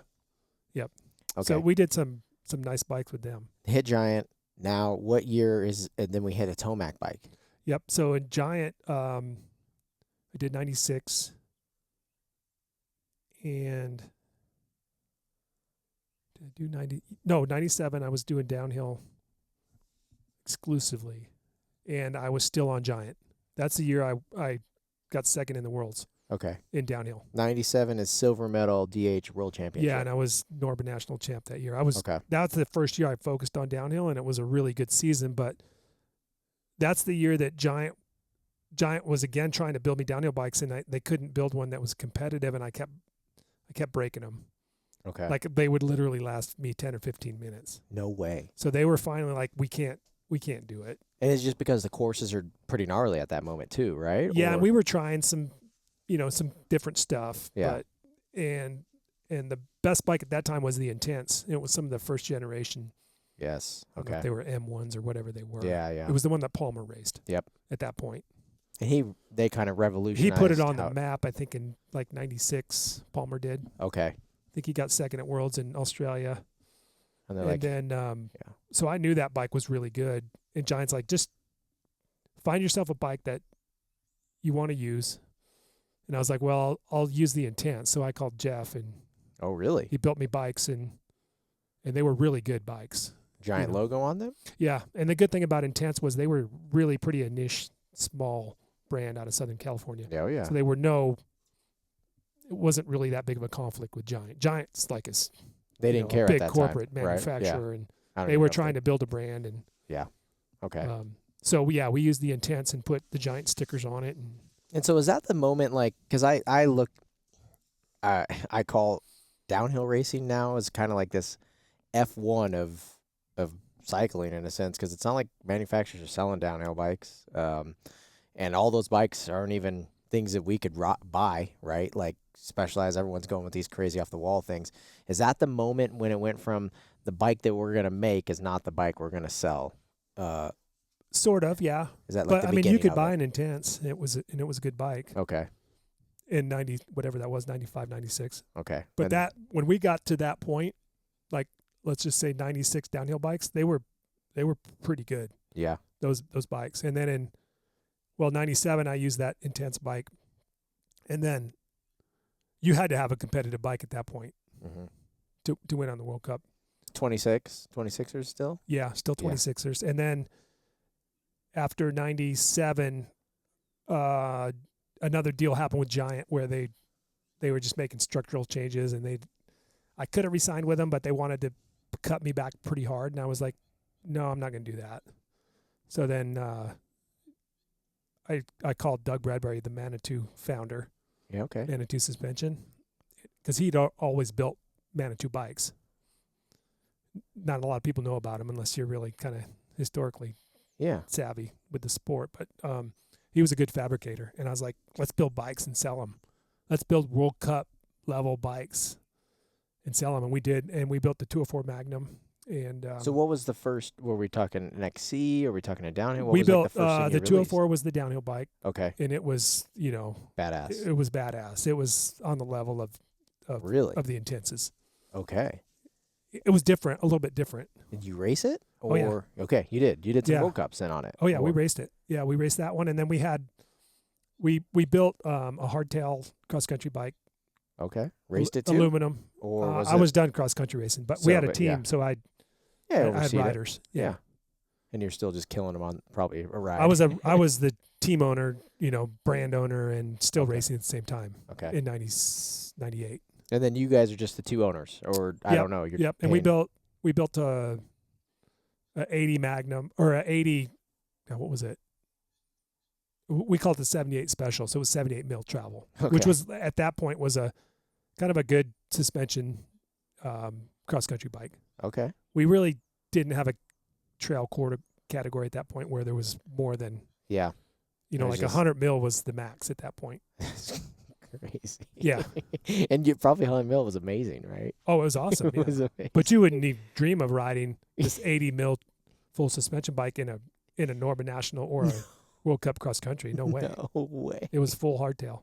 That's crazy. But those bikes were cool because they were built in the 98 and I think 99 Tomac bikes were all built in Colorado Springs. Oh, really? Yeah. Okay. They were all hand built.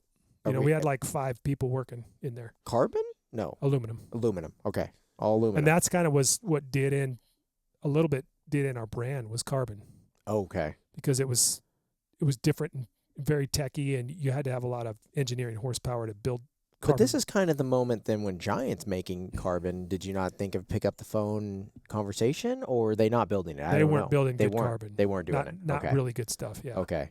And who was building the good carbon? The then? good stuff came a little bit more with Specialized. Okay. And this is where they get deep into selling half their company to someone. Maybe, yeah. Yeah. I mean, I don't remember the timeline of all that, Yeah. but they executed carbon really well, Okay. and they had a really good team of product guys, like developers and product managers, Yeah. Okay. that were kind of like the cool thing about them back then, and they might even still be like that. Is like they were one of the companies where the guys working on the stuff were really like enthusiast riders. Mm-hmm. And I think that's why I still ride a lot of those bikes, because whenever I got on one of those bikes, I was like, this thing is right. Like, it feels good. It's the geometry that I like, and I like how it performs. Well, like a couple of them listen to this podcast, so they will very Yeah, happy and with this I jump on comment. some other stuff, and I'm like, this just doesn't work for me. Yeah. I mean, I have I always get myself in trouble on these podcasts, but yeah, I've ride a lot of different bikes, and I know a lot of different people in industries. I'm not gonna name names, but there is manufacturers that I do feel that, like, the people that are in charge of like mountain bike category or XC or whatever it is, they don't ride. They don't even and ride. they can be riders, and if they don't ride the stuff that you ride or the There we go. style you ride, That's a better way. It may of not putting work it. for you. Yeah. But for some reason, they're like, when we built our geometry back in the day on those bikes, we were always really pretty close to what they were building. Yeah. And I think we just arrived at that point for the same reasons. Yeah.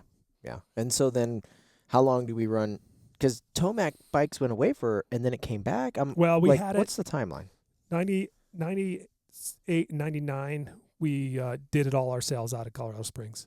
Okay. And then it got to a point where, okay, we're selling whatever it was, 300-400 frames Oh, really? a year. Are we doing complete bikes? but we're or not just really frames? making that much money. Okay. Frames. Okay. Yeah. And then Because it was too much. It took too much cash to. yeah, you're ordering. We could do parts parts to do kits stuff. and stuff, but it took a lot of cash to build bikes, and then you're sitting on a lot of money. That's which when is you go into trouble. Debt. Yeah. Yeah. That's why we're. So seeing we the never issues did now. that, and then what happened was carbon started coming, and Taiwanese production got. This is Taiwanese, not Chinese, but Taiwanese production started getting really good. They're Guys like figuring it out. Specialized. Yeah. And you could buy a Specialized bike complete for what we were kind of charging for a frame. Really? Yeah. Like, it got Holy bad. Like, we moly. couldn't compete. Like, if you wanted a niche bike, you could call us and get one. Exactly. But I mean, how many and now it's different because there's a lot more riders, and you could probably still and, So and some people do make a living doing that now, but back what then was a complete bike from Specialized to at that time? Then what? it was probably like $1,500 or something. Oh, okay. So we're not talking 6, or 7. 1,000. Yeah. Oh, I could see that. How could you make a frame and even compete? I mean, with we were that? selling our 204 Magnum frames for $2,000 back then. That was a lot of money. Yeah.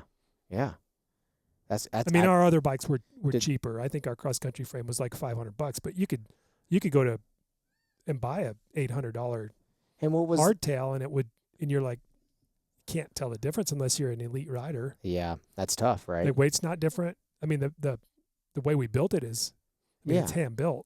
Were you doing entry level stuff kind of even? No. not No, even we worried didn't. about that. Nope. Just the best. Yep.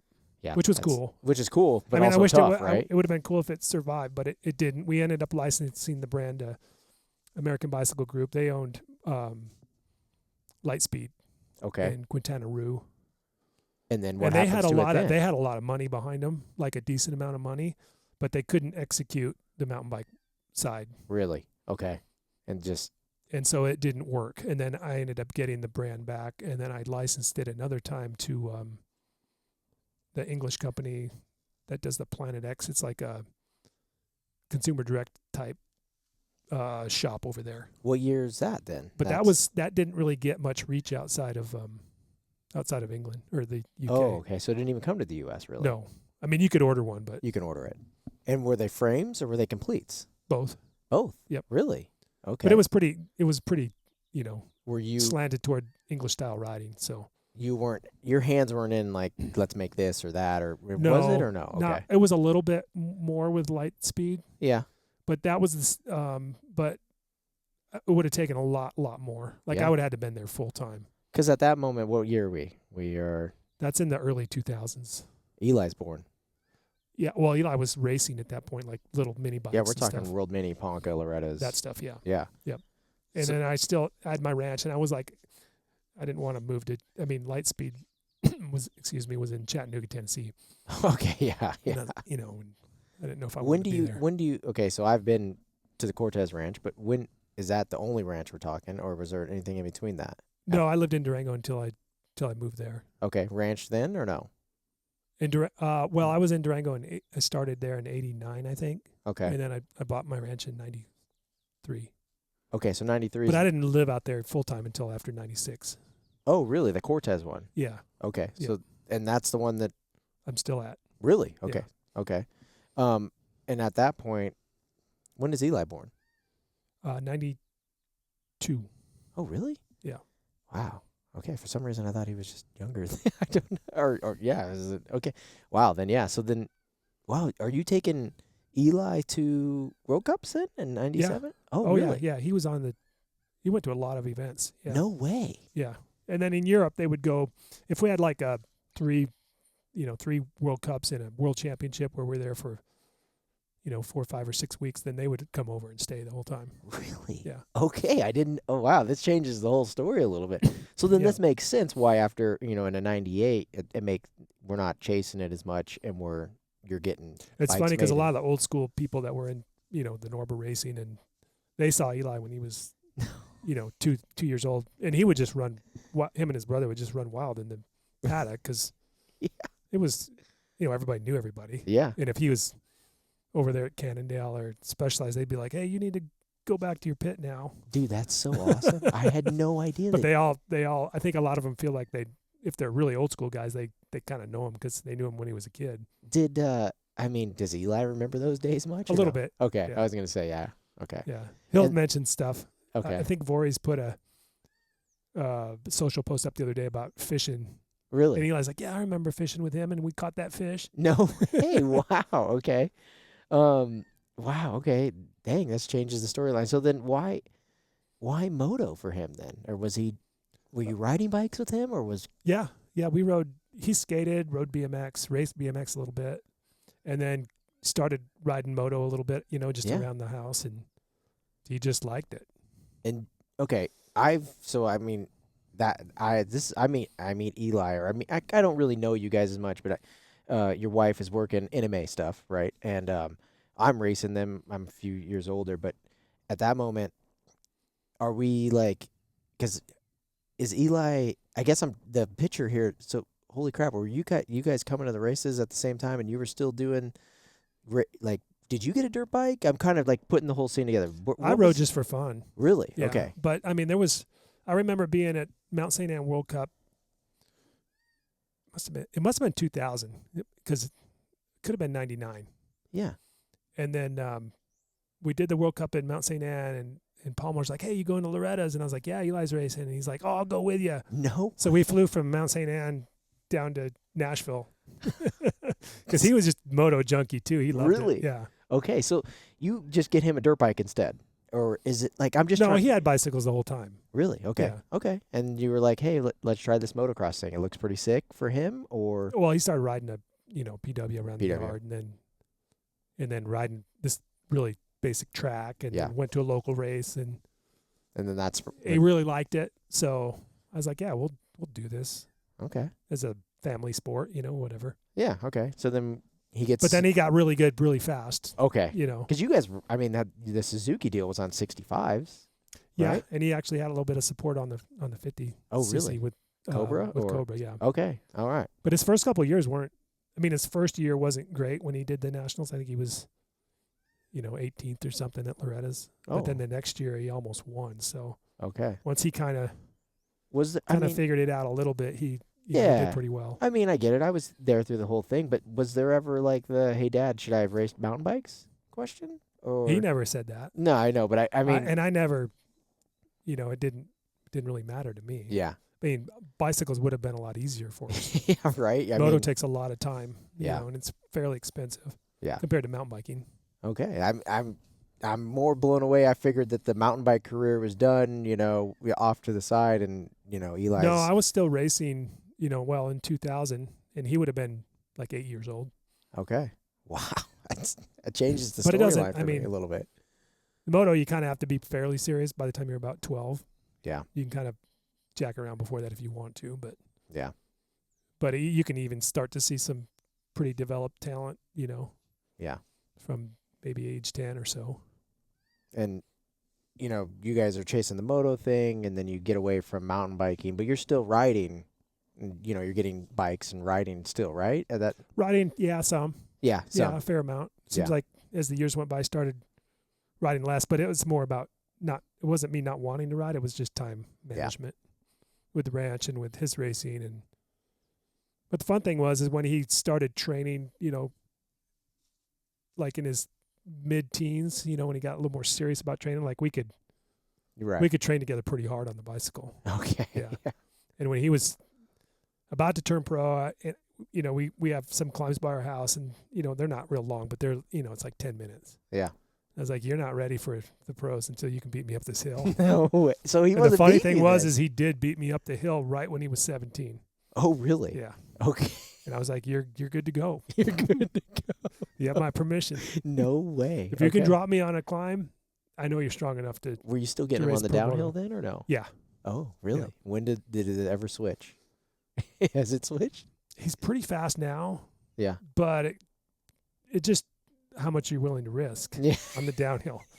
And he has to be a little careful. Okay. Like there's trails here, like I've been riding here in this area for, the last month or so, Yeah. in this Phoenix area. And there's trails I'm like, you're not going on that one.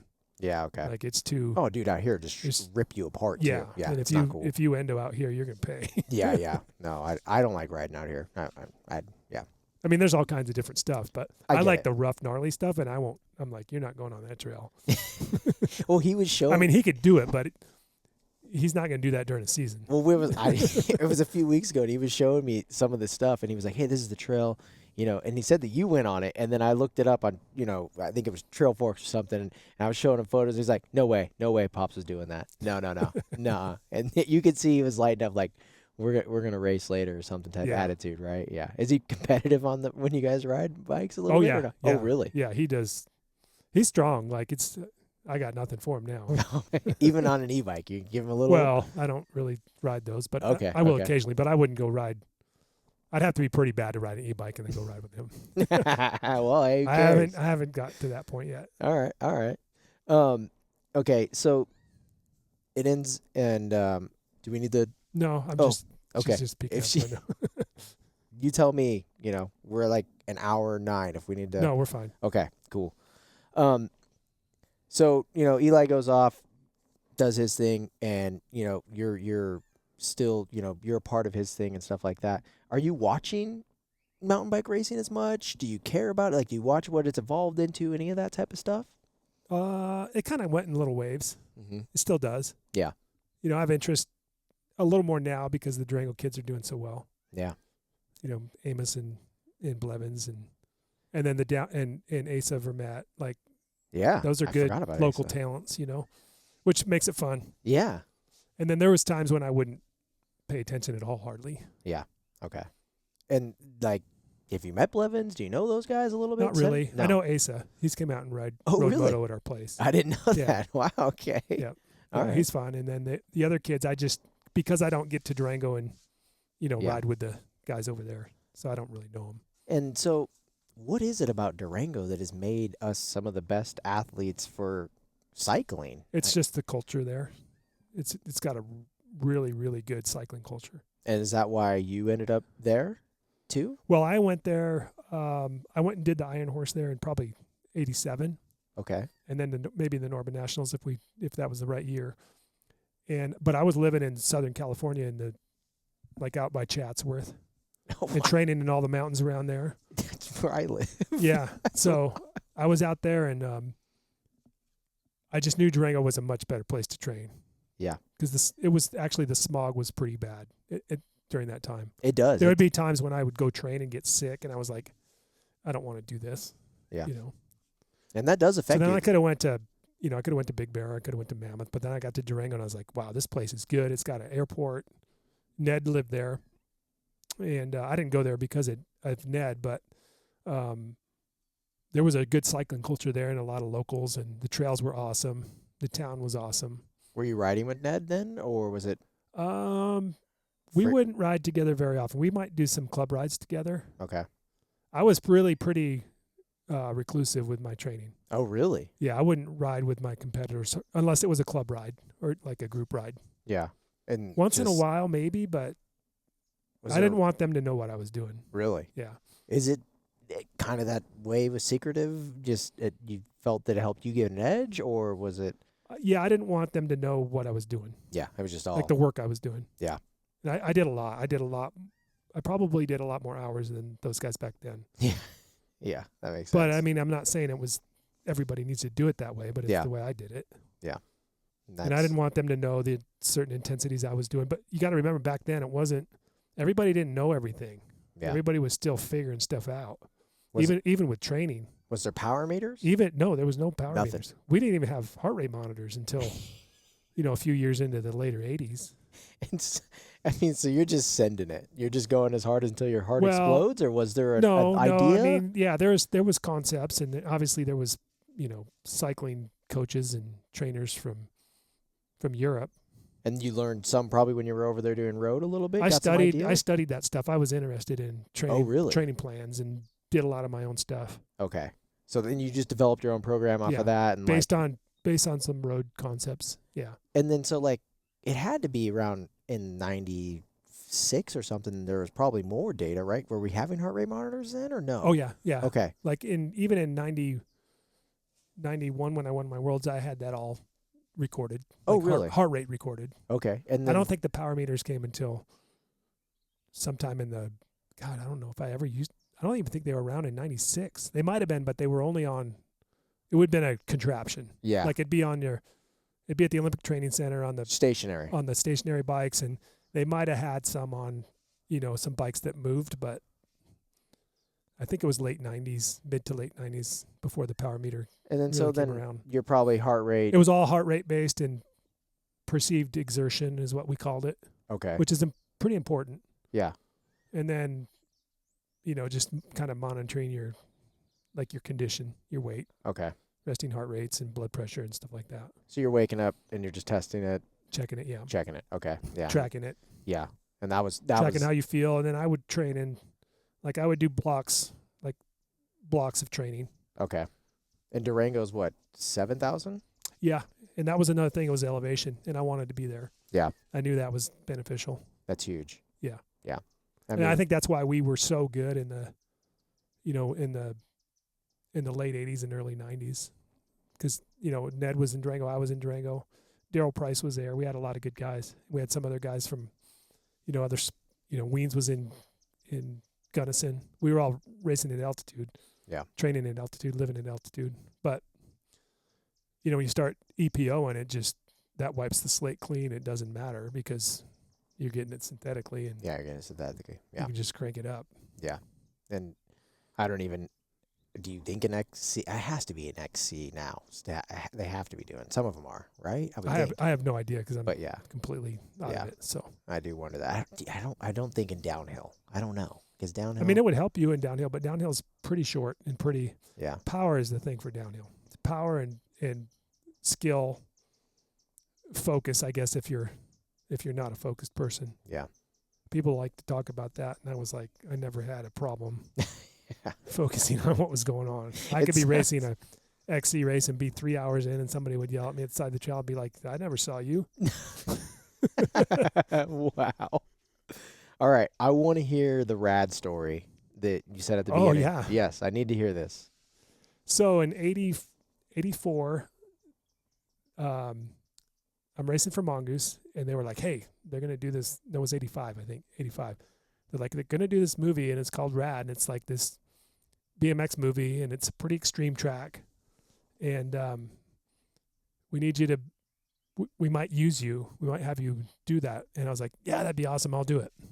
So I was supposed to be the rider, the stunt rider for whatever the guy's name was. Yeah, the main character. Yeah. Paperboy. Yeah. I think, was his name Cruz or something like that? Yeah, something like that.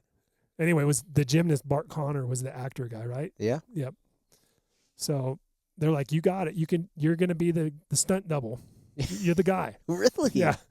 Because I kind of like, were you really? I looked like him a little bit, and I was like, okay, I'll do it. And they're like, it's right after NBL Grands, and we were in Louisville or wherever it was. Yeah. Doing NBL Grands. Well, that was the year I won the cruiser class, but in the 16X, which was the later race in the day, I hit a jump, did this like big whip or whatever, and this guy hit me from behind. No way. And it threw my bike out, and it landed in it, and I dislocated my shoulder. No way. So I was out, like I couldn't ride for 3 or 4 weeks. What? And then Travis Chippers, who was an old Mongoose BMX guy, Yeah. he ended up getting the spot. Chippers did it? Yeah. I didn't know that. No Yeah, he was way. the stunt double for Wow. the main guy or whatever. Okay. That's my rad connection. No way. You almost had it. Almost. Yeah. I mean, you got to think on that. Like, could it have been a different career? if No, you it would've didn't been a matter. stunt I mean, guy? Come it was on. just a cool man. time period and a cool movie. No way. I mean, you could have Yeah. maybe gotten into stunt stuff, but Yeah. Or maybe BMX. They would have been like, hey, we don't need them. You know? Do you ride BMX any now still? No. No. You're like, no. I don't want any part of those little wheels. No way. Isn't that funny? Oh, wow. I would maybe ride a 24, but not a 20. No way. Yeah. Yeah. You're like, nah. Not I mean, happening. 26 even feels small now. Sketchy. Yeah. Yeah, it's wild. Is there anything that like you watch in psych like it is to me it's funny you say like the evolution of your life of it. To me, I've only been in it for maybe 10 years and I think the evolution is crazy as well. Like Yeah, but it's not. It's not like- compared to what we were Yeah. dealing with. and did you ever think we would have electronic shifting and e-bikes or like were you Yeah, when we were working on those original Shimano deals, like Yeah. we went in there, going back to that Clipless pedal story, but we went in there and we asked for hydraulic disc brakes. Oh, really? Yeah. We were like, we think this is, going to happen in mountain biking, and this is what we want you guys to build.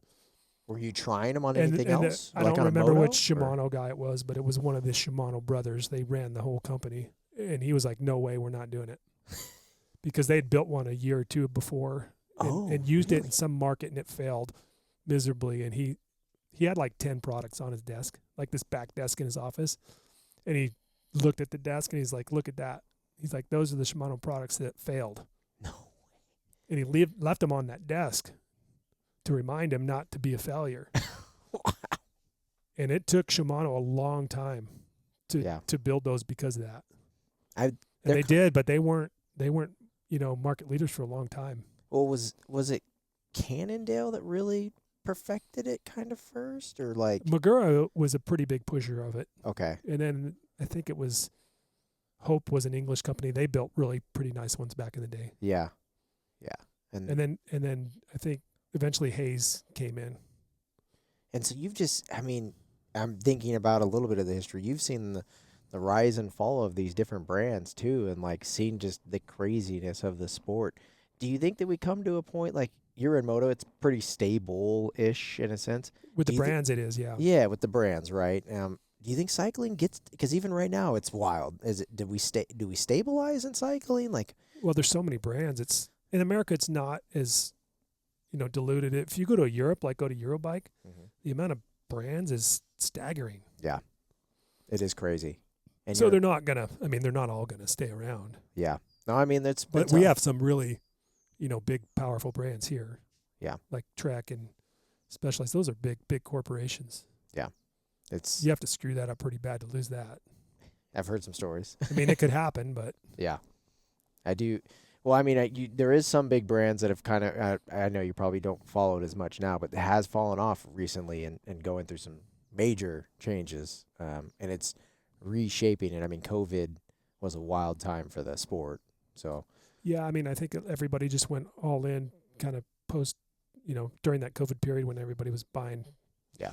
Everything they could, but they should have the foresight to know that this isn't going to last. I mean, if everybody buys a new bike, everybody's not going to buy a bike every year. Yeah. Because I wasn't around for the 08 for cycling. If it was, what was it? You know what I mean? Like, was it like what Moto went through, where it was like, all right, we got to figure this out or we're not going to be here. Yeah. Yeah. So now and the stuff's getting, more and more expensive too. So yeah, that is a worry too. Like, I don't know where that entry level. Yeah. comes. It's crazy to me that some of them are, $15,000 now. Yeah. Do you ever, so you said you own the Tomac name for bikes still? Yeah. I still have that. Is there, ever a dream of maybe it coming back or something like that later? Under the right conditions. Yeah. Yeah. Yeah. I mean, we'll see. Yeah. And then, I've been so in deep with Eli's program, but it's, he's almost finished. So yeah, I might have some time here when he's done. And then when we're done, we're just doing Whistler trips with Eli and riding some downhill. Yeah, maybe. Are we uncorking something coming back? Vet class? We'll see. Loretta's? What do we? No, I ain't riding dirt. I don't think I'll ride dirt bikes. I'll ride mountain bikes. Really? Yeah. Okay. I mean, I would ride a dirt bike for fun, but yeah. Well, if I wanted to play around with any kind of, racing, I would be back in mountain bikes. Yeah. XC or downhill? What do you think? I don't know. You don't know? I like them both. So gravel, maybe? Maybe both. See? And gravel. I could see you doing a little gravel. I feel like that. I don't know why. Well, I mean, thank you.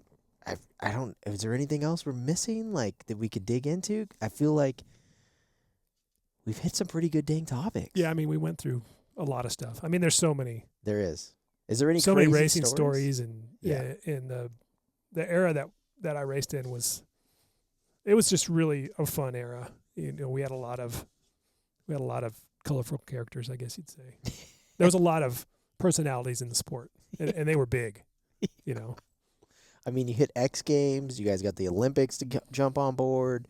I mean, you have the rise of the World Series of USCI. You got Norba falling. You got Norba coming up. I mean, everything. It's kind of a wild. Our racing during my period was really pretty stable, really.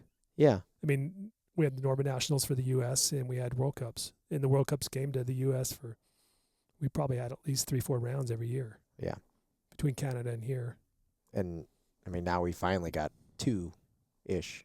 And there'll be something new next year, I think. But, yeah, for World Cup-wise. Yeah. Yeah. So it's – but, I mean, you kind of were the start of this mountain bike racing generation, which is wild to think of, like, especially because what's growing to now, Yeah, I think before I was racing, there was really the very start of the sport. Yeah. Like, it was so young that it wasn't really established, and then kind of, through the mid to late 80s, it really kind of started getting really well established and got good traction, and then the industry kind of grew with it. Yeah, what a time to be alive, though. Yeah, it was awesome. It was awesome. Is it like, you probably see that everyone talks about the 90s of motocross, right? Where they're McGrath and them were partying afterwards at Havasu. Was there that kind of stuff going on around that time, too? Downhillers were, yeah. I mean, I'd blame it on, like, Palmer and Voorhees and Petey and Warner. Those dudes would just go wide open. And I was amazed that they could even perform on the downhill track, but they did. John Tomac was not at those parties. I was not right? in the mix. Not in the mix. Okay, I had to clarify on that because I don't see the Tomacs at the after party. Yeah. You know what I mean? Which is wild to hear you even talk about that. Like, that's crazy. So, but, I mean, it was good times for sure. Yeah, that's wild. I've heard some stories, naked crits, some wild stuff. Tom Spiegel told some great stories on the podcast about this stuff. So yeah. Yeah, I mean, sweet. I appreciate you doing this and allowing me to come here and do all this stuff. And man, maybe we need to have another one when something in a couple years, talk about it, because I feel like I'm going to see you at maybe a race or two or comeback tour, something fun. Yeah, I'd like to hit something here at some point, but my Yeah. schedule just needs to free up a little bit. A little Well, bit. we should have that Worlds coming back to Durango, so Yeah. hopefully in was it 2030 it would be.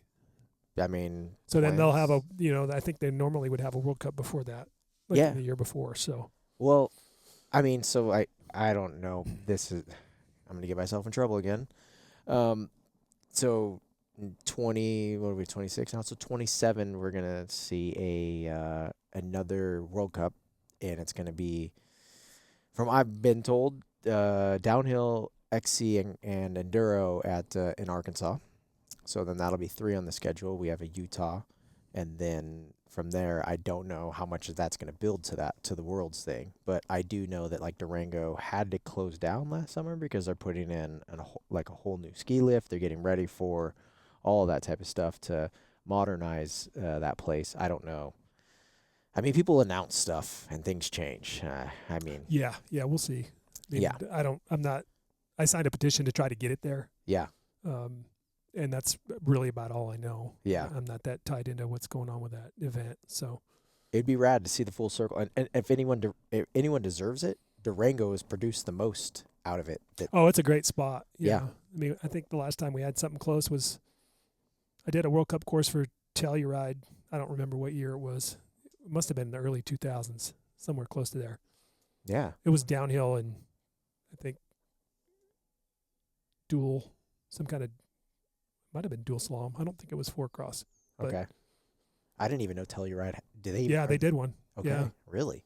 The course was okay. It wasn't great. It was pretty wasn't great terrain, and it was fairly rocky. Have you been to Durango, the park? Not really. Not really. Yeah. I mean, I've ridden around there a little bit, but Yeah. back in the day, I would Back in the day. ride that mountain. But not ski lift. Or God, it seems like one of the last years I did nationals, we raced there.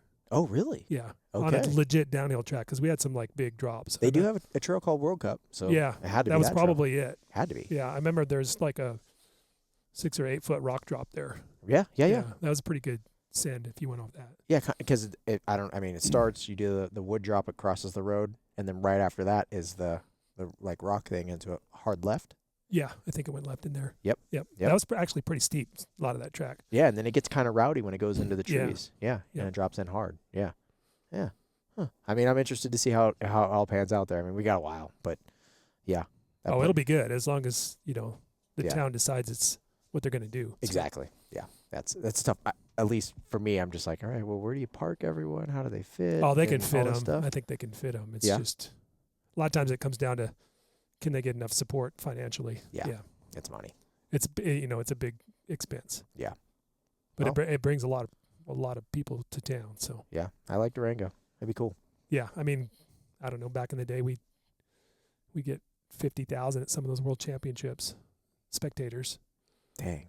Ain't like that. I mean, I don't know what it's like now, but I mean, in Mammoth, we probably got 20 or 25,000 a couple times. Well, I'm interested to see what happens for the Olympics. I don't know how much, because That's limited, I'm sure, on at who can see it. in France when they did it, they had an issue and they couldn't. They maxed it out and they couldn't let people in. Yeah, that's what I'm saying. Like Yeah. they'll let whatever 5,000-10,000 in. That's it. I think it was crazy, but yeah, it was something like 30 or 40. Yeah, it's pretty big. Yeah. Then I hope we have that here. Like I'm 30 minutes away from it, so like I want. well, Durango's pretty remote, so it's not easy to get to. I know that, and then that road up to there, I'm just like, I don't know. Well, the road is not a problem. Yeah, but I mean, everyone's Just staying, getting coming up. there. Yeah, getting there, and then I guess they'll do the down parking lots maybe, and then figure it out. Yeah, and then that's cool. All right, well, I mean, do we cap it off? I feel like, is there any other ones, or I don't want to keep you too long. No, I mean, hopefully we can get another one in later. Yeah, I'm in for that. I'm in for that, John. Yeah, I'm gonna Maybe go. if I get to an event, we can I like that. talk about whatever's going on there or whatever. So. We're gonna go and just broadcast it. You're John Tomac's back. So cool, John. Thank you for coming on and checking it or being on my podcast and everything like that. It's Insider MTB, and everyone that is still here listening and watching the thing, check us out on YouTube, Instagram, and InsiderMTB.com, and we have it also on Spotify. Thank you guys. Later.